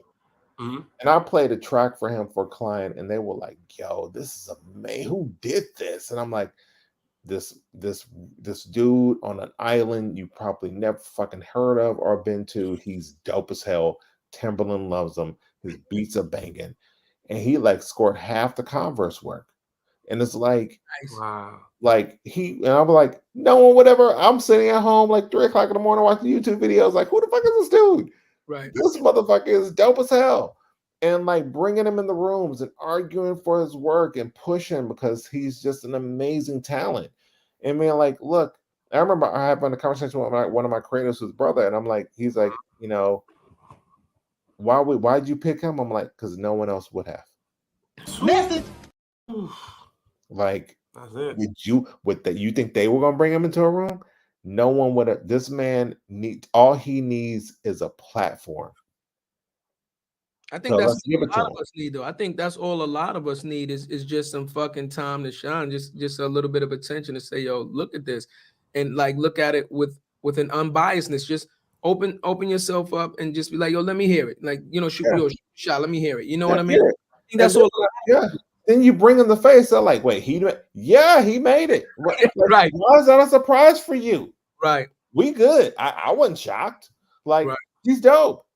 And you look and you're like, I talked to him. He's like, yo, my wife just had a baby. I was like, this was life-changing for him. Yeah. And I didn't know it. Yeah. But it was like, yo. But Babs Bunny said the same thing. Perry Babs was just on the show before you and said the exact same thing. She said, yo, you could be dope as shit, right? They bring your music in. They like, yo, we fucking love her. You know the next question? What does she look like? Yes. Babs just said it. Babs just said it on the episode before. She said the exact same thing. Like, yo, you could be fucking phenomenal. The music, everything. Next question is, what she look like with that body? And she's like, I'm a fucking artist. Why does it even fucking matter? Because to them, it matters. To them. Yeah. And my view is like, strip it away. You like this treatment? Great. I'll put the bio for the director after we're done. You love this? Awesome. Here's what the person looks like. Yeah. Like, now that you are invested, get over the barrier that would have existed if I told you that they were brown. Yeah. That they were female, that they were brown and female, that they had one arm, that they were, had a different body type than you, that they had a different preference, that they love someone differently. Like, get over your shit. Yeah. And just be about the work. And if you can be about the work, we all win. Absolutely. Message. And I would also add, to give you our perspective, Perry. So why it worked with our agency, brother, is I did the complete opposite. I worked on the brand first, build the relationships, and plus we have a leg up, bro. We have two shows a week, and we're building relationships twice a week. We have a consistent lead flow, right? And it's not that I'm going to ask you for business, but it could be supported in any avenue, right? The problem that we run into right now with some things is just like, we doing this, bro. I'm doing it from a couch in the Bronx right now. We've had everybody. If you haven't noticed, I feel like I'm at Auntie's fucking back room and shit. Yes. That's what I'm trying to tell you. Also, nothing about the China behind you. You know, I'm about to say, is that my Aunt China cabinet behind you? You got actual China glasses, bro. See, that shit's 83. Oh, shut up. It's happening. Y'all better leave it alone. There's a Sega Genesis in there. I just want you to turn the camera to the left. If you got the couch with the plastic on it, I'm done. No plastic runners. We good. We good. No covers on the couches. But I was gonna say, but that's what it is. Like we get a lot, bro. We get millions of impressions. We get all that. We gonna do what we do. This guy ain't gonna go to the moon. But it's just seeing the people that don't want to help, do help, see what everybody do, is seeing what the relationships are right now, bro. And like, I'm curious to know too, like, because what we're figuring out, there's so many different ways for us to monetize this podcasting thing. What we're trying to get into, that's why I'm doing the ads and being funny with it, is how we're going to be integrated into other brands, right? What other things can we do to sponsor, how we can affect the community, and who actually manages those budgets. So if you could provide any insight to that, because we were thinking about sponsorship, partnerships, like, I'm a salesperson. I'm a hired gun, bro. So I just need a title. or a way to approach it. And I would say is like, go after like the VPs of marketing. Yeah. Keep your price point below $200K. And here's a cheat code. And God bless any CMO. I'm trying to get $200. I didn't want to stay alive on TV. I was just saying, like, normally around with a VP of marketing, they have a certain budget that they have allotted to them that they do not need the CMO's approval to use. Yeah. So your goal is to find the sweet spot with that person that they have as a discretionary marketing budget that they can pump over to you. It could be $25K, it could be $50K, it could be $25K with VIK, value in kind. I'll give you 10 pallets of water and $10,000. Like, but those things you have to look at it like, yeah, but that brings my cost down for hard costs for me, and it also helps me from a margin perspective and helps me make something. So like being able to go to them and say, hypothetically, like your cups, be like, look, Red Bull, here's what we like for you to do. Give us a palette of your most recent flavor. We will feature it in every show. Go back and say, based off of the metrics of this show, We got X amount of people watching you. We love to continue doing this relationship with you, but we love to have some level of financial commitment. Start low. As you can prove out your value from an audience perspective, bring it up. But know the ceiling that you can hit. But like max we can get from this is 50K. But I got New Era hat on. So guess what, New Era? I'm wearing socks all the time. Blah, blah, blah. I people tell me how much they love it. Screenshot. Like, here's what I like to do. Throw me some hats. Great. X amount of hats from my site and give me a QR code, which you guys do a great job of. Throw me a QR code or a link that people can buy directly. Boom. I got X amount of product coming off my show. That's a value that I can actually monetize. Give me that back because I'm earning this for you. So now I'm asking you to give me half the investment. So you're spending half of what you make off of me and I'm pushing volume. Like it's literally a hustle. It's literally a hustle. It's like, yo, show value at the lowest barrier of entry for any partnership is VIK. Give me value in kind. Just give me shit. I'm going to show it. If anything happens off of it, you pay for it later. It takes me no time to take a drink or something. We actually talked about that today. We actually literally 2 hours ago talked about that today, and we actually going to implement something exactly like that on Tuesday. Absolutely. So we're actually right on that same level. But you know what and I understand, I understand Jarrett's frustration because I share a similar frustration. And I know a lot of entrepreneurs will share this frustration when you know that you have a product that is already now tried and proven. Like, so Jarrett's not talking from a place where this is his first fucking episode. He's talking from a place where we had 4 seasons and we used to go once a week, every Thursday. Now the demand is so much, we actually go twice a fucking week. You understand what I'm saying? Not only that, like he just said, like first of all, we just had one video last week. In a week's time go 250,000. And that's just on Instagram. You understand? So now he's like, yo, we just did 1 million views on YouTube in the last 4 months. Like, you understand what I'm saying? So he's talking from a place of like, I have the analytics to back it up. And, still nobody is biting or supporting the way we feel like they should. But what I like to say is, it's not our time yet. Message. Yeah, and your time will come. Like it's just got to keep doing the work. You know what I mean? Because, keep working, baby. Yeah, it happens like that. Like, unfortunately, in our culture, we don't go from like kind of good to fucking like getting good to great. The way the perception of it looks like nobody's ever fucking heard of you, and then you're in the fucking NBA, or you know what I mean, or you're in the NFL, and then people have to backtrack on you and say, "Holy shit!" Oh yeah, right, you've been doing this shit for 10 years. That's the way our culture kind of like celebrates and acknowledges people that have made it successfully. Right at the bottom, it's like nobody is rocking with you or supporting you until they see somebody else that they respect support you, and then we call that the bandwagon, right? And now everybody want to rock with you, but so you didn't rock with me for the 8 years when you knew me and you seen my shit, and it wasn't hot then, but because this motherfucker said it was hot, now you love me to death, you my biggest fan. That's what we talking about, right? So the problem now take that part and now understand the psyche that goes behind that. When we're talking about support and we're talking about each other not bringing each other down, this is what I'm talking about. Because you didn't support me on my journey, you don't know the fucking struggle. You don't know what I sacrificed to make this happen. You don't know the hardships, right? You don't know motherfuckers are sleeping in their car, right? Everybody's hardship, what it took to be me shooting in the gym, right? All you see now, or all you're paying attention to now, because you've seen it before, but you wasn't paying attention to, right?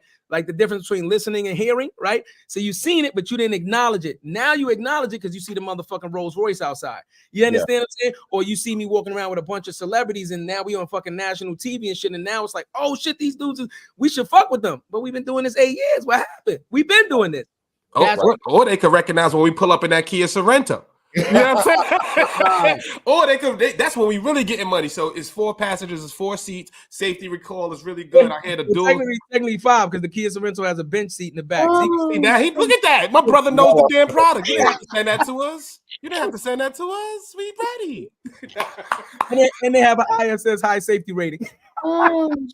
That's how you gotta do it, Perry. But you understand, Perry. So then you get this culture based on like, oh shit, now y'all made it. Now we want to rock with you, right? But because you didn't know the story, because you don't know the journey, then now when people want to attach themselves to your success and you say no, now I'm a fraud. Now I'm phony.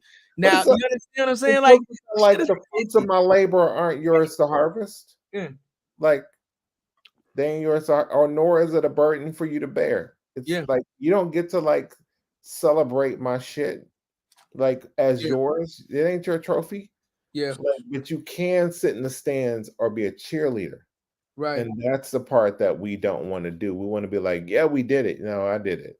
Right. You know, you watch me suffer from it and you didn't want to get wet.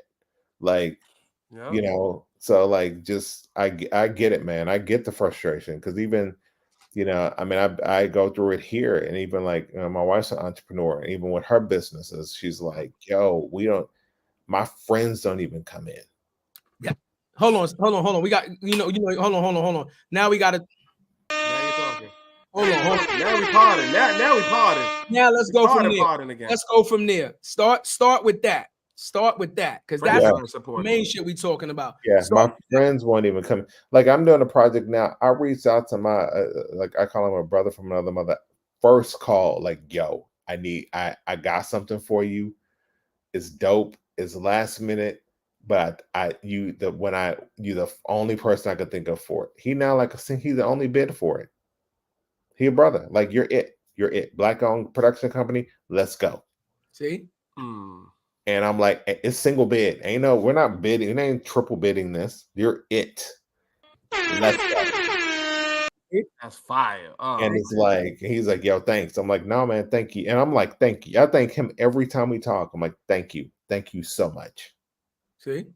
Like, this to me is like, we appreciate you, Jaden. Thank you. Thank you, bro. Yeah, my view is like, there is no ego when there shouldn't be. There is, but there shouldn't be when it comes to us. Like, yo, if you don't like my product, one of my best friends called me and he was like, it was out of the blue. He was like, would you hire me? And he and I had an hour-long conversation of like, and I was like, yeah, but here are the problems. And he was like, I gotta take this in because I'm having a problem with it. I'm like, look, man, I just gotta be honest with you. It's not my problem because you're like my family, but we're not family when I gotta bring you into a room. We're a team. And there are different qualifiers for family members. You get passes to your cousin. You don't get passes to motherfucking missing threes. So here's my problem as a team with you, but as family, when you need me to help you, we lock arms all damn day. I got to bring you into a room where just me and you, we fucking got to be dunking on motherfuckers. Here's the problem. Here's what I need you to be and do and help me. And I'm not even asking you to improve. I'm asking you to work with me as a teammate.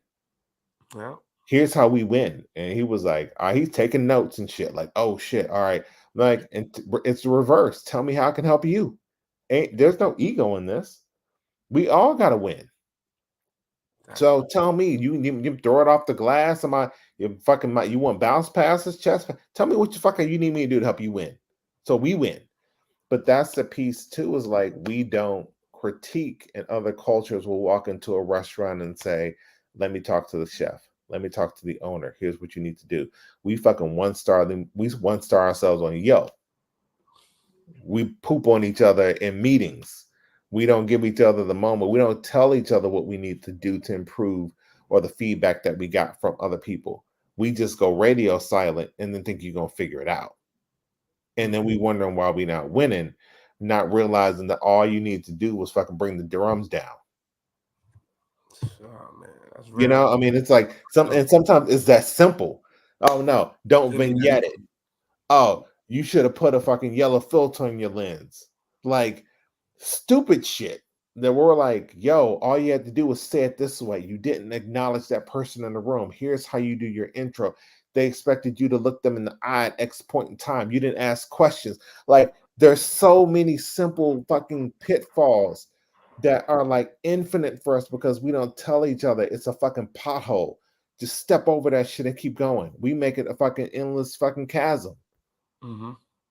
So anyway, I know I went on a rant, but no, that was real. That was real, bro. When you had 3 It messages has on to it. be said, man. Perry, if we don't have these conversations, if you filter yourself when you're having these conversations, then it doesn't come off authentic. If you need to rant, then go on a fucking rant. If you need to curse, then curse. People need to hear the passion. They need to hear you know what I'm saying? The intensity of how you feel about this to let them know that I'm not playing about this. Man, I say it only from the point of like, and my wife says it all the time, like, I have been the only one in so many rooms that I would give anything. I need a friend. To have one other person walk in that looks like me, so we can look at each other across the room and say, I know why you're here, and I'm never gonna let you fail. Message. And like, and that's not even at the top; it's at the lowest level too, because we kill each other at the fucking bottom of the barrel the same way we do at the top. And it's like, yo, if we lock arms, we can all get out this motherfucking barrel.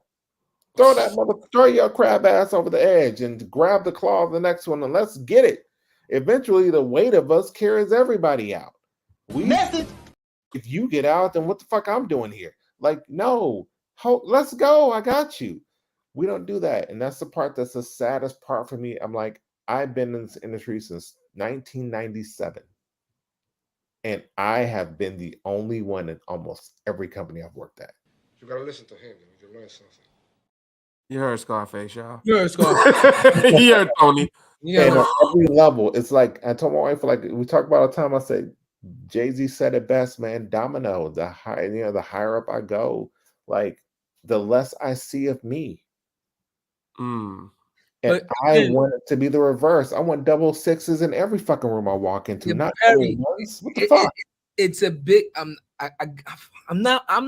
unfiltered. I don't give a fuck. Like, I don't give a fuck. Oh, baby. You know what I'm saying? When you reach a certain level of success, I don't know, like some guys get there and forget how easy it is to help somebody to change their life fucking completely. Perfect example, right? Kid right now, phenom, this kid's like, I don't know, 13, fucking like 6'5", 300 pounds, size 22 shoe. I saw that dude. Yes. Seen it? Yes. They won't even let him play or practice anymore because he doesn't have any fucking shoes. No shoes with cleats to play football. All it took was one fucking phone call. Yo, big dog, I need you to call me back. Who the fuck calls in? Big dog Shaq. Yo, what's up? You need me? Yo, we got this kid, man. He's a size 22. You know how hard it is to get that kind of shoe. He like, yo, send me your address. I don't know if I could do cleats, but I'm gonna go in my fucking closet right now. Send you a care package, and we work out the details to get this kid some shoes later. Shaq sent this kid like 10 pair of shoes, gonna get him some cleats. Now he could even practice. That's not even a sneeze to Shaq. Shaq wouldn't even sneeze to what he gave this kid, and it can completely change this kid's life now that he can play. This is what I'm talking about. So when you get to these certain levels of fucking success, that y'all make it seem, these motherfuckers make it seem like it takes so much to help people out when it really doesn't. It doesn't. Yeah. All It does not, a phone call or ask or group chat. Phone call, I ask. Guess what? Hey, a mentorship. Hey, you know what? Yeah, you know what? You're gonna get a half hour every day. Call me up. Let me just see once a week. I got 3 on my phone. Exactly. Let me help you.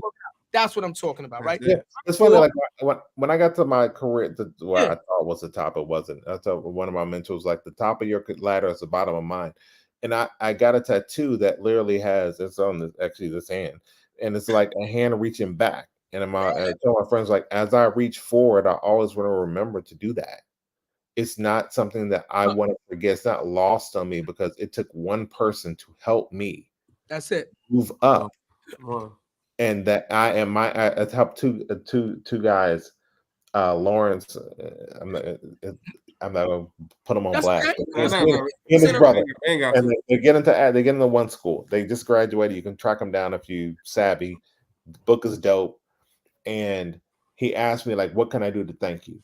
And I said, I need you to do one thing. I need you to find someone with the same potential as you and tell them everything I told you. That's all I want you to do. You ain't got to buy me a drink. You ain't got to give me praise. You ain't got to do shit else. Just find someone with the same potential as you and give them the secrets I told you. And you can track them on. You can ask them, well, what did Perry tell you to do when you graduate from one school? Tell everyone what he told me, and then to help them the same way I helped you. Like, just do that, and I'm fine. But now that we on this topic too, bro, what are the relationships like in religion? Have you heard of the Black Week? You heard of you pulling up? Oh, fuck yeah. October, I will be there. All right, so we in the building. More than Entitled will be in the shout to Walt and the team Black Week. Walt and the team. Did you know about it? Madison Ave crew, Walt, Andre, like everyone. I think Dabo, like they fucking nailed that. I'm like, oh my god, it's the time. It's so right on time right now. It's perfect. I love it. I'm just picking out my outfit. Should I come in the red, the yellow, and the green? And picking out my outfit. What color should I be? All black, everything. Pulling up like this. Black, y'all, and I'm black, y'all, and I'm blacker than black. You know, that's what I said. You see, I gave you the intro before I was leading up to it. Should I put on the, you know what I mean? But you're doing that, Jerry. One thing about what we do, and we're gonna set the standards, because, like I said, enough fucking excuses. Enough excuses. If you want to do something, you don't have to be super rich to impact somebody's life. You don't have to be super rich to provide support, because support is not always monetary, right? It's either you want to fucking do it or you don't. We have to start holding each other accountable for fucking gaslighting and stop the bullshit. You understand? Yeah. Like the story with the thing. Homie hit Shaq. Shaq hit him right fucking back. Yo, what you need? I'm sending that shit right now. You understand? An instant thing, because he wanted to do it. Not, he didn't make him beg. He didn't say, write me a fucking letter. Let me see your stats in football to see if you're worthy of a fucking $200 pair of sneakers that I won't even, $200 to me is like 2 pennies to Shaq. You understand what I'm saying? Like, he's like, no, this kid needs help, and I want to genuinely help him, and I'm going to fucking help him. Yeah, that's the place we need to get to. Right. That's the place we need to get to as a culture. And when we get there, then I believe that we are truly going to see the transformation that you're talking about. But the way to get us there, to start the process, is we have to lead by example. Absolutely. Message. Got to hold each other accountable. We got to hold each other accountable and be honest with each other when we get in our own heads with it. Yeah. It's like, yo, so what? You're the best player on the team if everyone's losing. You're not winning. Message. Drop 80 and we still lost. Drop 80 and we lost. Yeah, you still lose. Who cares? Right. So, like, yo, like, we're only as strong. I said all the time to my team, like, we're only as strong as the weakest person. Yeah. What do you want? Who doesn't know something? You don't have to call them out. Yeah. Just realize when that motherfucker's quiet, or they go into a hole, or they become introverted, don't call them out on it. Just pull them aside and help them understand where we all need to be. Get them on the same page. Like, we gotta be cool with being uncomfortable with what we don't know, uncomfortable with criticism, uncomfortable with all the things. And if you can live, like, I have a friend, Ron Ceballos, he has this amazing quote. It's called resist comfort. Okay. And I love it, because he's like, get out of your comfort zone, because when you're out of your comfort zone, you grow, you learn something new, you acquire a new skill. Live outside of this bubble you create for yourself where you're too cool to fuck up.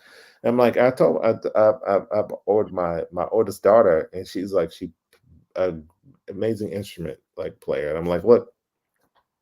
And she wants to learn something new, and she was nervous.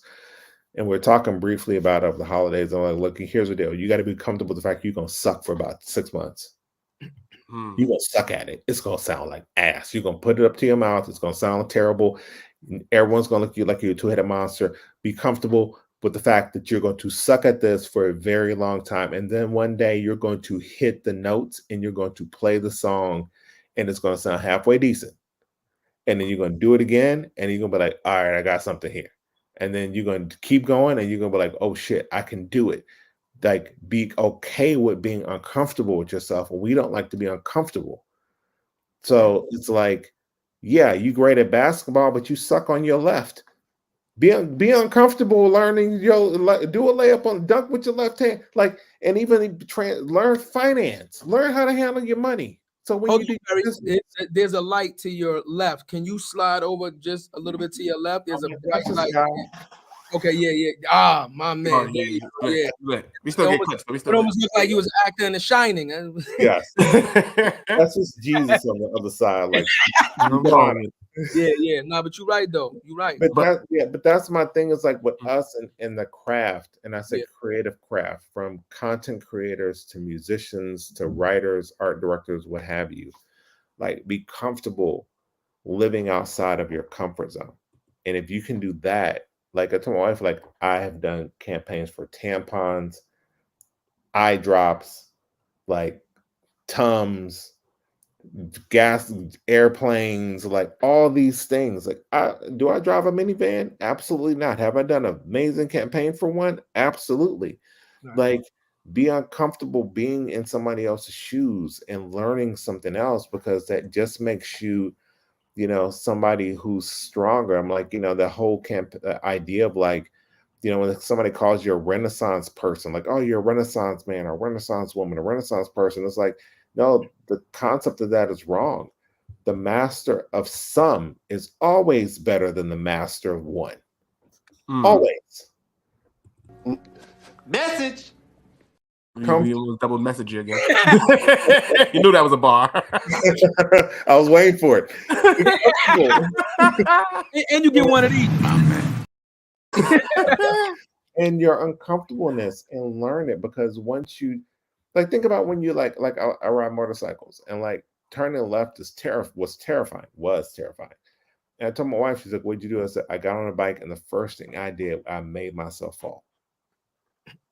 You got it out the way, because you get it out the way. I literally tipped that bitch over, so I got it out the way. You get it out the way.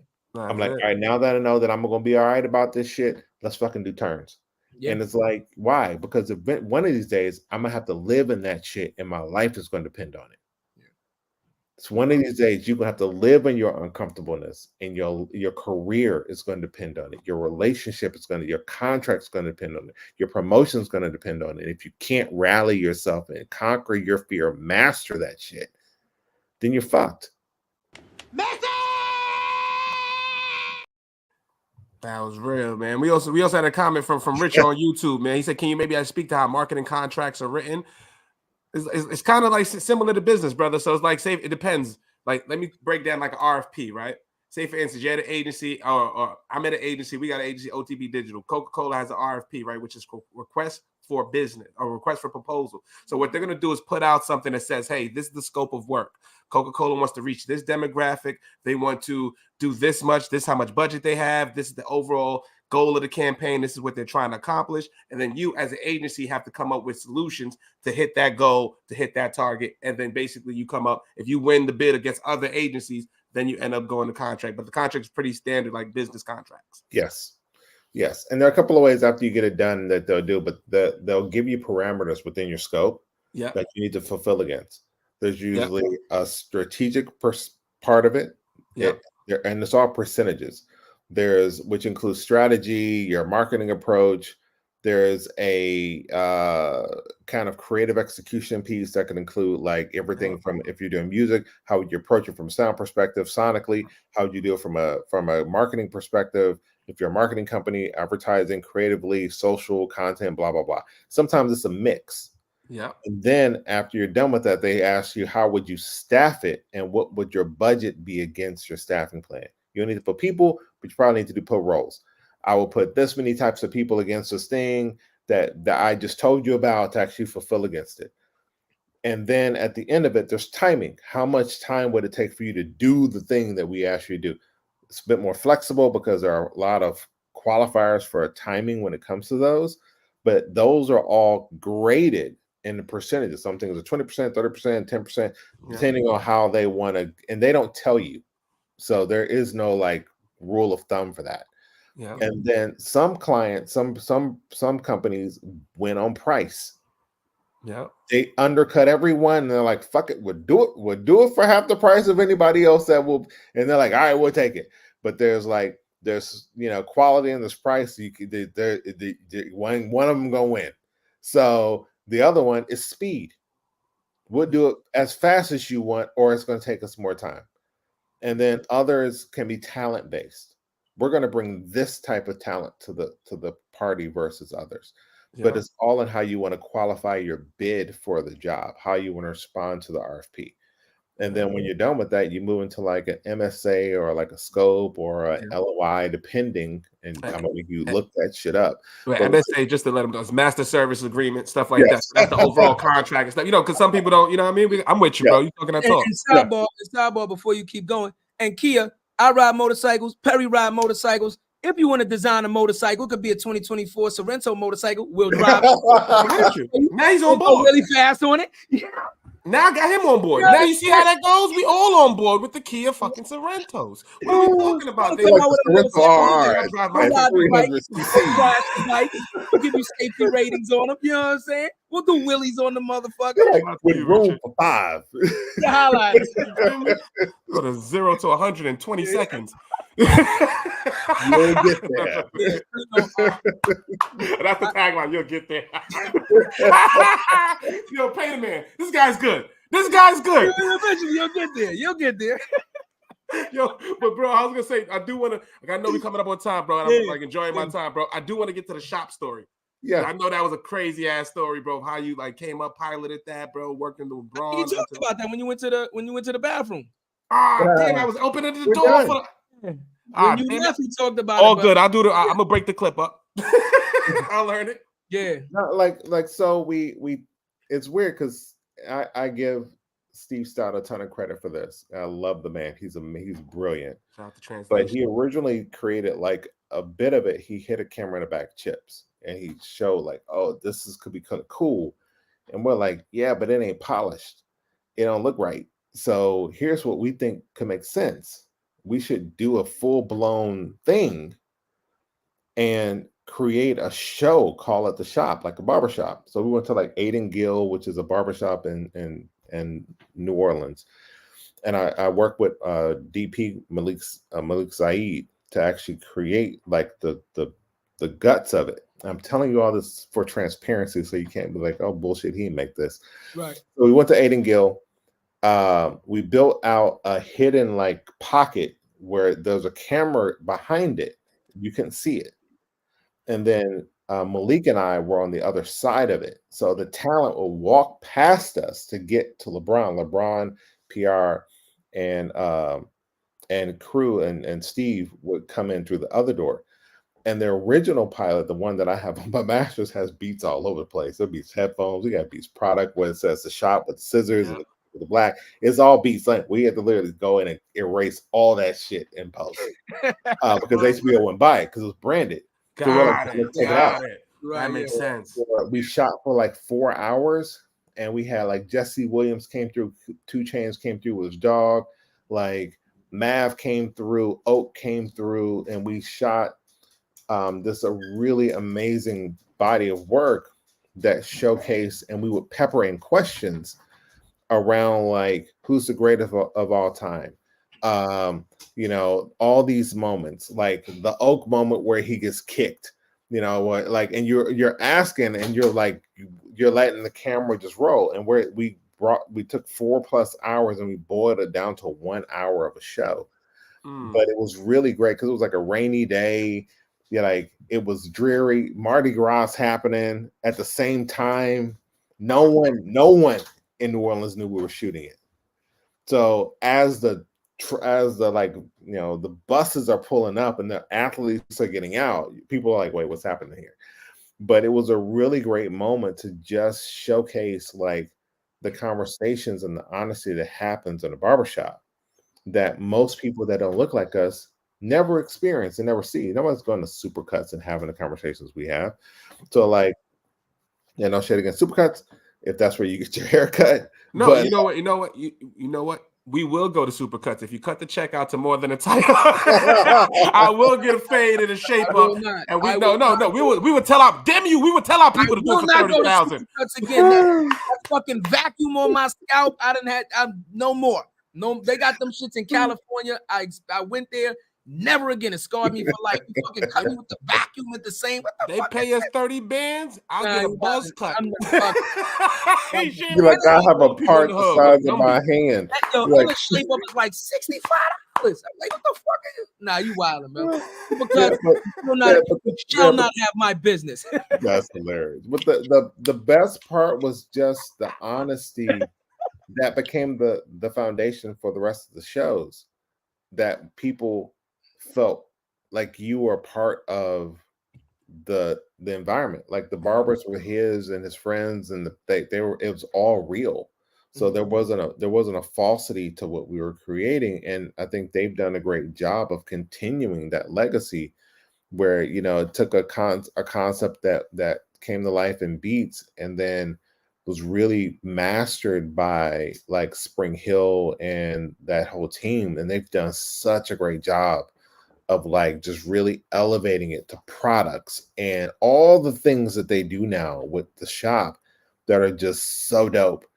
But like that one moment in like New Orleans and the rainy day and everyone's coming in and like having a great conversation, and it was like where you're sitting back, like, I think one of the reasons why we stopped shooting is that we ran out of hard drives. We're running out of memory. We don't have enough to keep going. So the camera ended and they kept talking. And it was like, yo, this is like a moment in time that you would never have. And like, I look back at like some of the stuff that I have from that moment of like the photographs, some of the videos that I keep as personal, like mementos. And you're just like, I can't believe this happened. I can't believe we were able to do this. That definitely sounds like the mama. I mean, I'm not playing devil's advocate. That shit should have been done 40 fucking years ago, bro. I'm gonna be honest. Listen, you know how you see some shit come out? I'm not being funny, but you know, this is what our culture does, right? You see some shit come out and you're like, motherfucker, we've been doing that for 40 years. Nobody thought of the barbershop. Turn it on. One safe space for guys to go. No, not 9 out of 10. No females fucking allowed. It's the guys, especially the barbershops in the motherfucking Bronx. We smoke hookah, motherfucking weed, drink. That shit is like, remember the bar in the Cheers? Everybody knows your name. That's Cheers for us, motherfucking barbershop. You know what I mean? You don't got to worry about political opinions. You ain't got to worry about who you are. It's just a great conversation. But we've been doing that shit for 30 years. Nobody thought to tape this for 30 years. That's him knowing the culture, being from the culture, and saying the same. No, you know what I'm saying? I'm just saying, like, Steve and whoever. Somebody thought of that shit a long time ago. The question is just who beat it to market. That's all I'm saying. You're damn right. When we're talking about creativity, that's exactly what I'm talking about. That's creativity in its purest form, unfiltered, nothing. And we could have been did that type of shit. Yeah. And the beauty for me is like, I love the anonymousness of it, where you're like, no, we're just creating a platform for the culture. It is not about like, look at this thing I made, everyone. It's like, no, it's out in the world. It does something amazing for us as visibility and conversations and community. Yeah. And that's the part that makes personally me really excited, because you're like, I can take a step back personally and be like, this was so much bigger than any one person, because it did something for us as a people that gave everyone visibility into something that we kind of took for granted. To your point, Chadeo, like we took for granted. Yeah. Like but it mattered, and it matters enough that it's still going. Message. I mean, again, like, you know, let's talk back in. Do you know how important, when we're talking about importance, fuck the liquor store, the Chinese food restaurant, and things of that nature. Do you know how important the barbershop is in the Black community? Right. It is staple. It is the staple in the Black community for a number of reasons. Number one, it shows you that you can be very successful without a corporate job. Barbers make 6 figures easily, right? You've never technically seen a starving barber, right? Okay. Especially if you're good. That's number one, right? Number two, right? Generational community building. You can have a barber that owns the shop where he gave your kid his first haircut, and now he's grown and bringing his kid for his first haircut. You understand what I'm saying? The bond that you know we have with our barbers, that shit is serious. That is like our therapist. Yeah. You understand? Like, so when you talk about black and brown people don't go to therapy, we don't go to a psychiatrist. Like, we don't go to that kind of therapy. We go to fucking barbershop and we talk to our barber. And that can be our therapy of what we're going through at home, what we're going through at work. This shit is bullshit. And again, like, so when we're talking about like a safe space, there's nothing more safe to us than the barbershop. So in our community, that is the staple of our community for guys. You understand? And then you want to go for a job, you need to be fresh. You want to go for a date, you want to go out there, you got to go get fresh. It gives you your confidence back. You go in there looking like a woolly mammoth and come out feeling like $1 million. Your confidence is back up. Yep. So, you know, that the value that a barbershop provides to the urban community is invaluable. You cannot calculate that shit. Yep, I agree. I need to go to one now, but yes, I agree with you. Yeah, you know what I mean? I'm a little scruffy too. Shout out to Enrique. We don't speak. He's Spanish, but that's my dog. Perry, and even relationships, right? Yeah. You don't cheat on your motherfucking barber. You understand? So you got one barber, maybe two if you're on vacation, but you got one barber. You don't cheat on your barber, like, you know what I mean? Like, now you let me cut your hair. I'm nice. I'm good, bro. He ain't here. Come on. Nah, I'll wait a week. I won't get a haircut. I'll wait. I'll wait till he come back. I almost hit you with the button, but I was like giving context. I ain't gonna cheat on just the cheating on the barber. I was just like, but I didn't. Was it the tone? Yeah, it was definitely the tone. But I still love you. I still love you.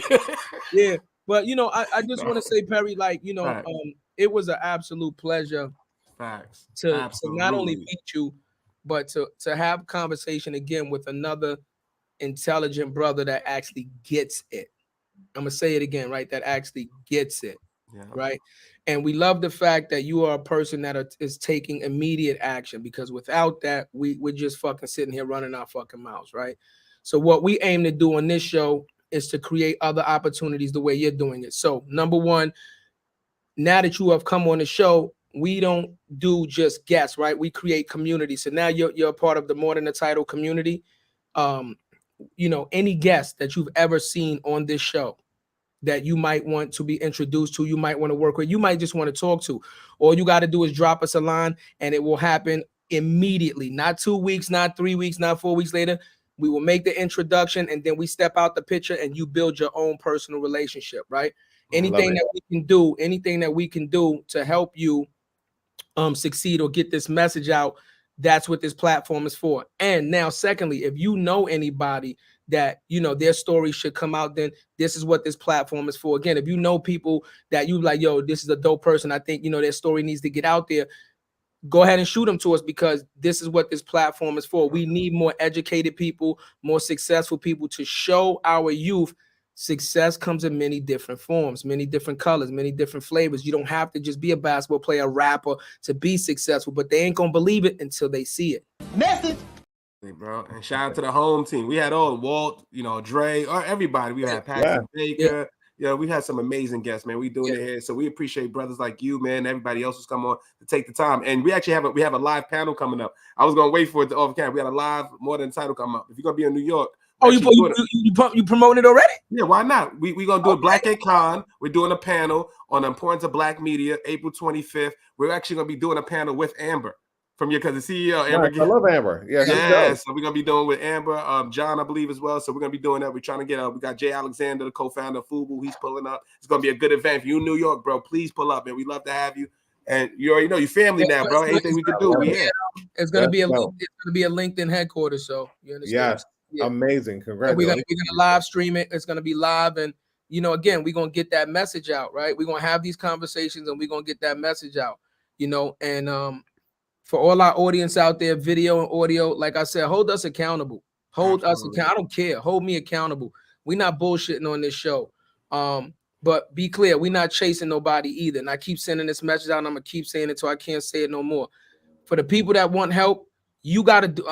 We're not going to do it for you. We will help you, but we're not going to do it for you. You have got to put some work in yourself. If you don't got no skin in the game, don't approach us about no bullshit. Don't waste our time, right? Our time is money. Our time is valuable. If you want to get in touch with Perry, once he gives you his information, you want to, you know, shoot him an idea, pick his brain, approach that man with respect. His time is valuable, right? You know, make sure your product is good, or whatever you're doing is to the standard of what you should hold them before you just approach them on some bullshit, because we're not allowing that, right? That's it. And just on brothers, you get one ask. That's it. Make it count. You get one ask. Yeah, one ask, y'all. Make that shit count, man. Make it count. You know what I mean? So Straight Perry, up, let them know where they can find you at, man. Yeah, please. One ask any. Honestly, super easy. perryfair@gmail. Oh, you gave them the Gmail. You can shoot. Oh shit, you can shoot your shots directly in the email. So all right, there you go. You ain't gonna get that. If you want to fill out a form, just go to my website and go to the contact piece. There's a whole little form if you want to fill it out, throw your stuff in. But honestly, it's super easy. Just find me on LinkedIn. LinkedIn Perry Fair, brother. Appreciate you, man. For those listening, brother, this was just a cold outreach. I read your story, bro, and I actually walked. I was like, who is this dude? No, all right, this is cool. I'm down. Walt hit me up, man. Walt hit me up. I was like, anybody else? Walt was like, bro, Perry's cool. His credit for that one. That was a good connect. Yeah, he was like, yo, just reach out. I'm like, oh shit, I bet. And then, yo, bro, so I appreciate you, man. Shout out to the friends, shout out to the team, man. And yo, we look forward to breaking bread with you in person, brother. We're gonna do the group chat. And we here now, man. For those listening, thank you for another ill episode of More Than Entitled. Next week, Tuesday, fan appreciation episode. Local businesses, owners, entrepreneurs. You a rapper, drill. I don't care what you are. You want to promote your business and come chop it up? Get one of these. Pull up. The link will be out at 5:30. Pull up. And then March 7th, we got Mama Set pulling up. Mama. Mr. Tavia Woodward. Mama Set pulling up. Back in the coop. Gucci down to the top, baby. Yeah, man, we out here. So that's what we doing on More Than Entitled, man. We appreciate y'all, and we gonna see y'all next week, man. We out of here.